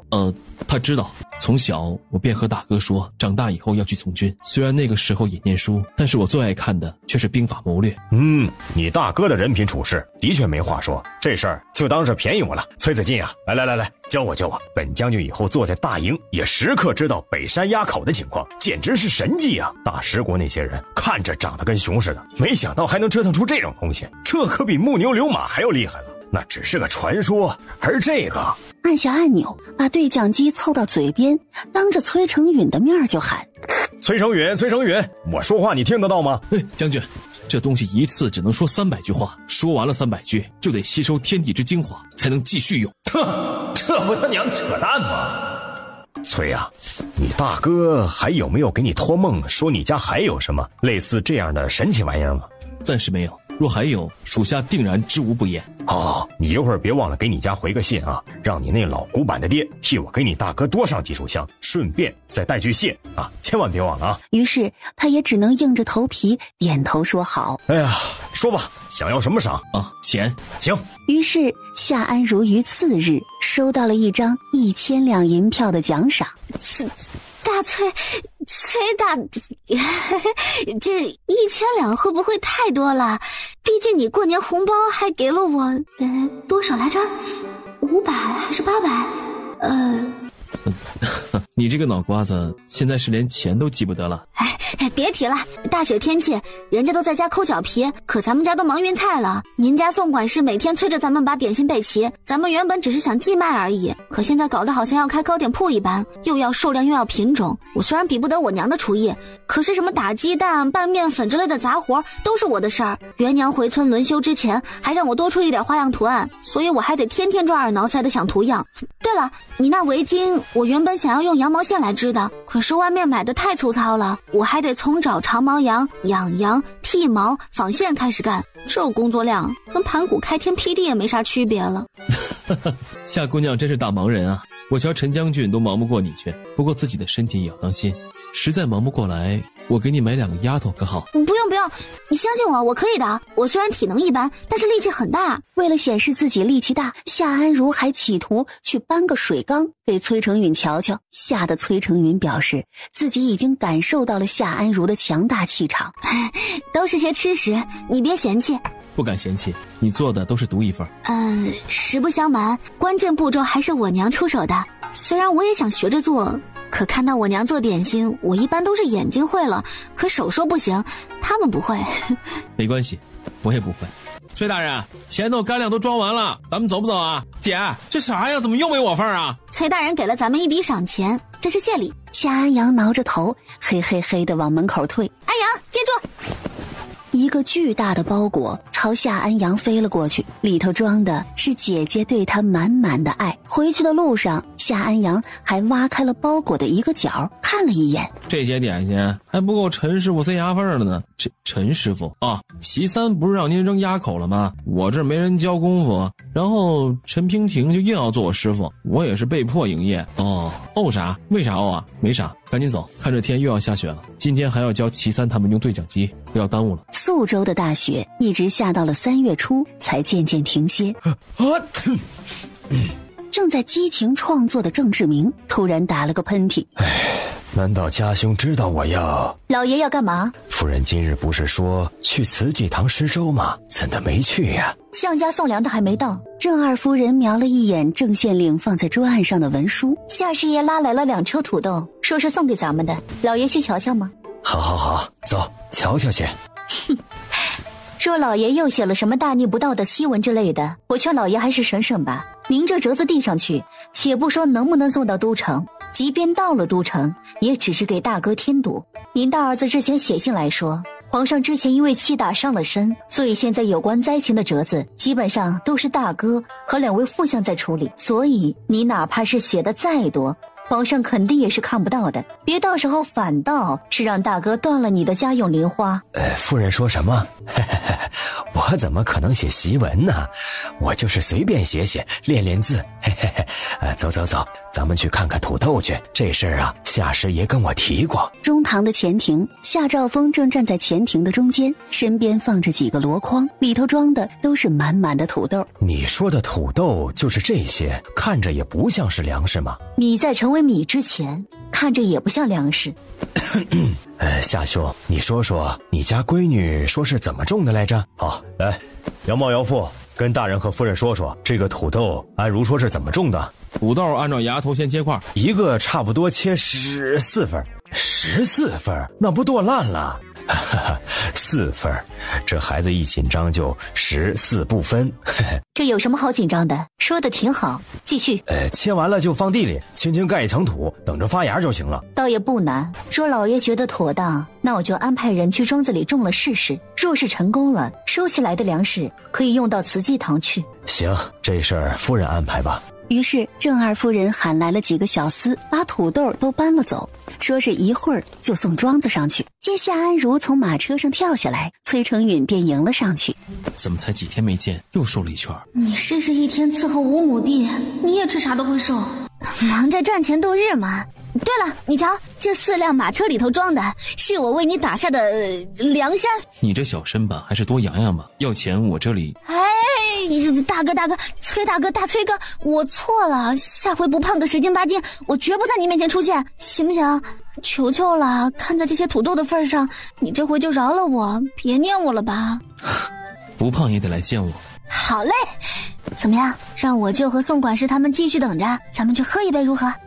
好好说话，喝酒伤胃，你又太瘦了，不能喝。说完这话，崔成允也不等夏安如反驳，便挥手喊来了自觉离得8丈远的武艺，让他安排下卸车。这几天如何？北蛮没再来犯吧？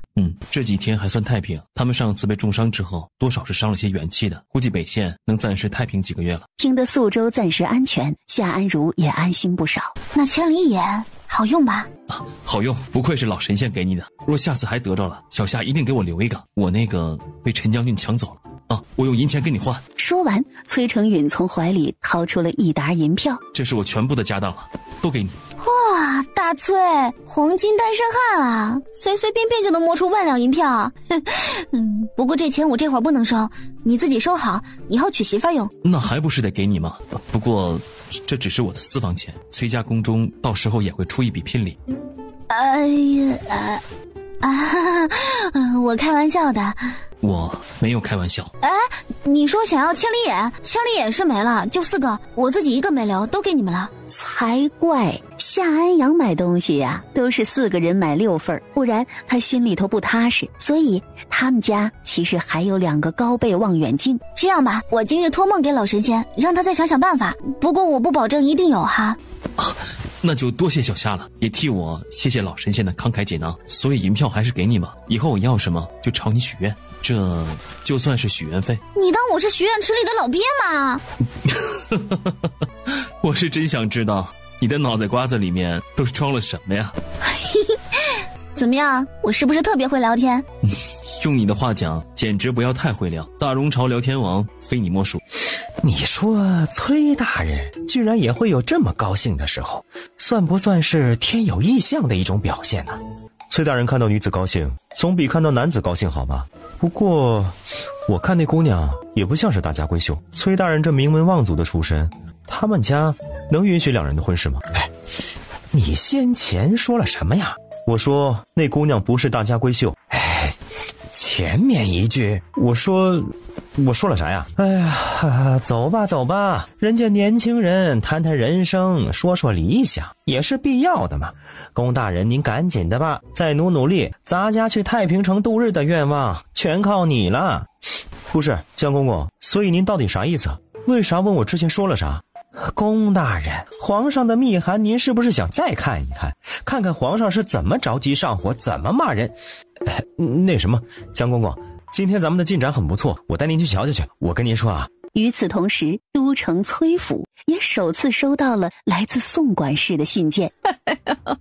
我说呢，让他相看姑娘就没一个喜欢的，原来是在宿州看上了。好好好，喜欢姑娘就好。老夫人，这夏家据说是海蛎县迁到宿州去的，夏家当家的只是个师爷，跟咱们家这又有什么关系？老爷您说咱们家对子晋择妻的要求是什么？女的，活的。听到了吗？让宋管事继续盯着那边。还有啊，听说夏家没有用下人的习惯，这可不行。女孩子年轻的时候干太多体力活伤身体的。你去让秦总管来一下，我有事儿要交代。送完土豆，看完男朋友，夏安如便又和舅舅们匆匆赶回了富丰庄。你爹娘也真是的，那么多的田地让你自己拿主意，这不是在开玩笑吗？没事儿，外公，咱们随便种点就成。爹娘也不要求我种的多好，他们只要求别荒得太难看就行。我都想好了，这一片呢，咱们就养小动物，旁边再开一块菜地，到时候咱们要吃啥就搞啥，方便得很。前头那个坡上呢，我让我爹去搞了一些果树来，今天就能到，一会儿咱们就种上。然后再往前呢，我打算弄一片实验田，反正各地的蔬果粮食咱们都种了试试，说不定能种出什么极品来也说不定。别的空地呢，反正就种粮食嘛，咱们能种多少种多少，空着的地方以后就用来放牧好了。对了，赵头他们这些天又开始找水挖井了，到时候让他们给我想想办法，引条暗渠过来，我要在这儿挖个池塘。这块地盘就是他夏安如的大餐桌。这地方冬天冻得很，你这池塘能成冰塘，咋养鱼啊？不用养大鱼，养小鱼。我娘以前路上给咱们做的炸小鱼您忘了？不过这池塘我也不是主要用来养小鱼的，我想养螺丝。夏安如的计划是他养螺丝，螺丝养鸭，鸭给他吃，自然循环，生生不息。螺丝为啥要养啊？这到了夏天小沟里头随便摸，不都能摸得到吗？小沟里头摸的前提是咱们得有沟。哎呀，捕了一辈子的鱼，居然突然做起了农夫来了。老天保佑啊，这天可千万……外公，你忘了怎么跟外婆保证的了？这苏州大雪，合着全是我这嘴造的孽。我那么大的神通，还种啥地呀？做神仙去得了。做神仙这事儿，您可得请教三白师傅。三白这老骗子，骗吃骗喝，还想骗他的人，没门。八方县暂停了许久的大集重开之后，已经被大雪封了太久的人们，哪怕不买什么，也都纷纷来到了长街凑热闹。这小餐馆子我还是打算开着，吃的人少，吃食咱就少准备些。先前阿荣说的没错，好不容易热起来的场子，咱就这么放弃了，未免可惜。娘说的对，反正人少咱们就自己干活，卖不完就带回家自己吃。就咱们家那么多人口，还有吃不完的粮食。虽说成衣现在咱们不做了，可扎鞋底、盘扣子之类的散活还得有人干。这些小活在哪儿干不是干？咱们看着大时代，干着计件的手工活，就是两头赚钱，啥都不耽误。老百姓虽舍不得吃喝，军中却有20万人吃着大锅饭，哪怕不是大集，也有人来买菜打饭带回去的，多少还是有些生意的。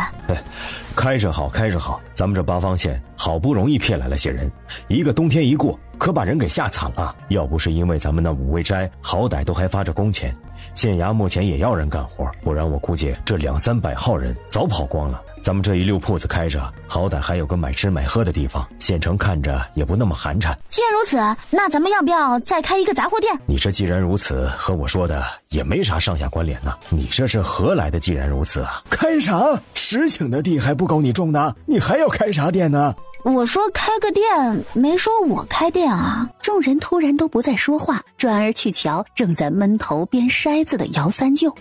这地方真是不便宜啊，做个筛子还得买竹料，简直你们为啥都这么看着我呀？三哥，他们可能想让你开个铺子。那我手上的这些手工活咋办？咋办？带去铺子里干呀！你还当咱们这儿真有那么多生意呀？反正闲着也是抠脚皮，不如两相兼顾，赚2份钱。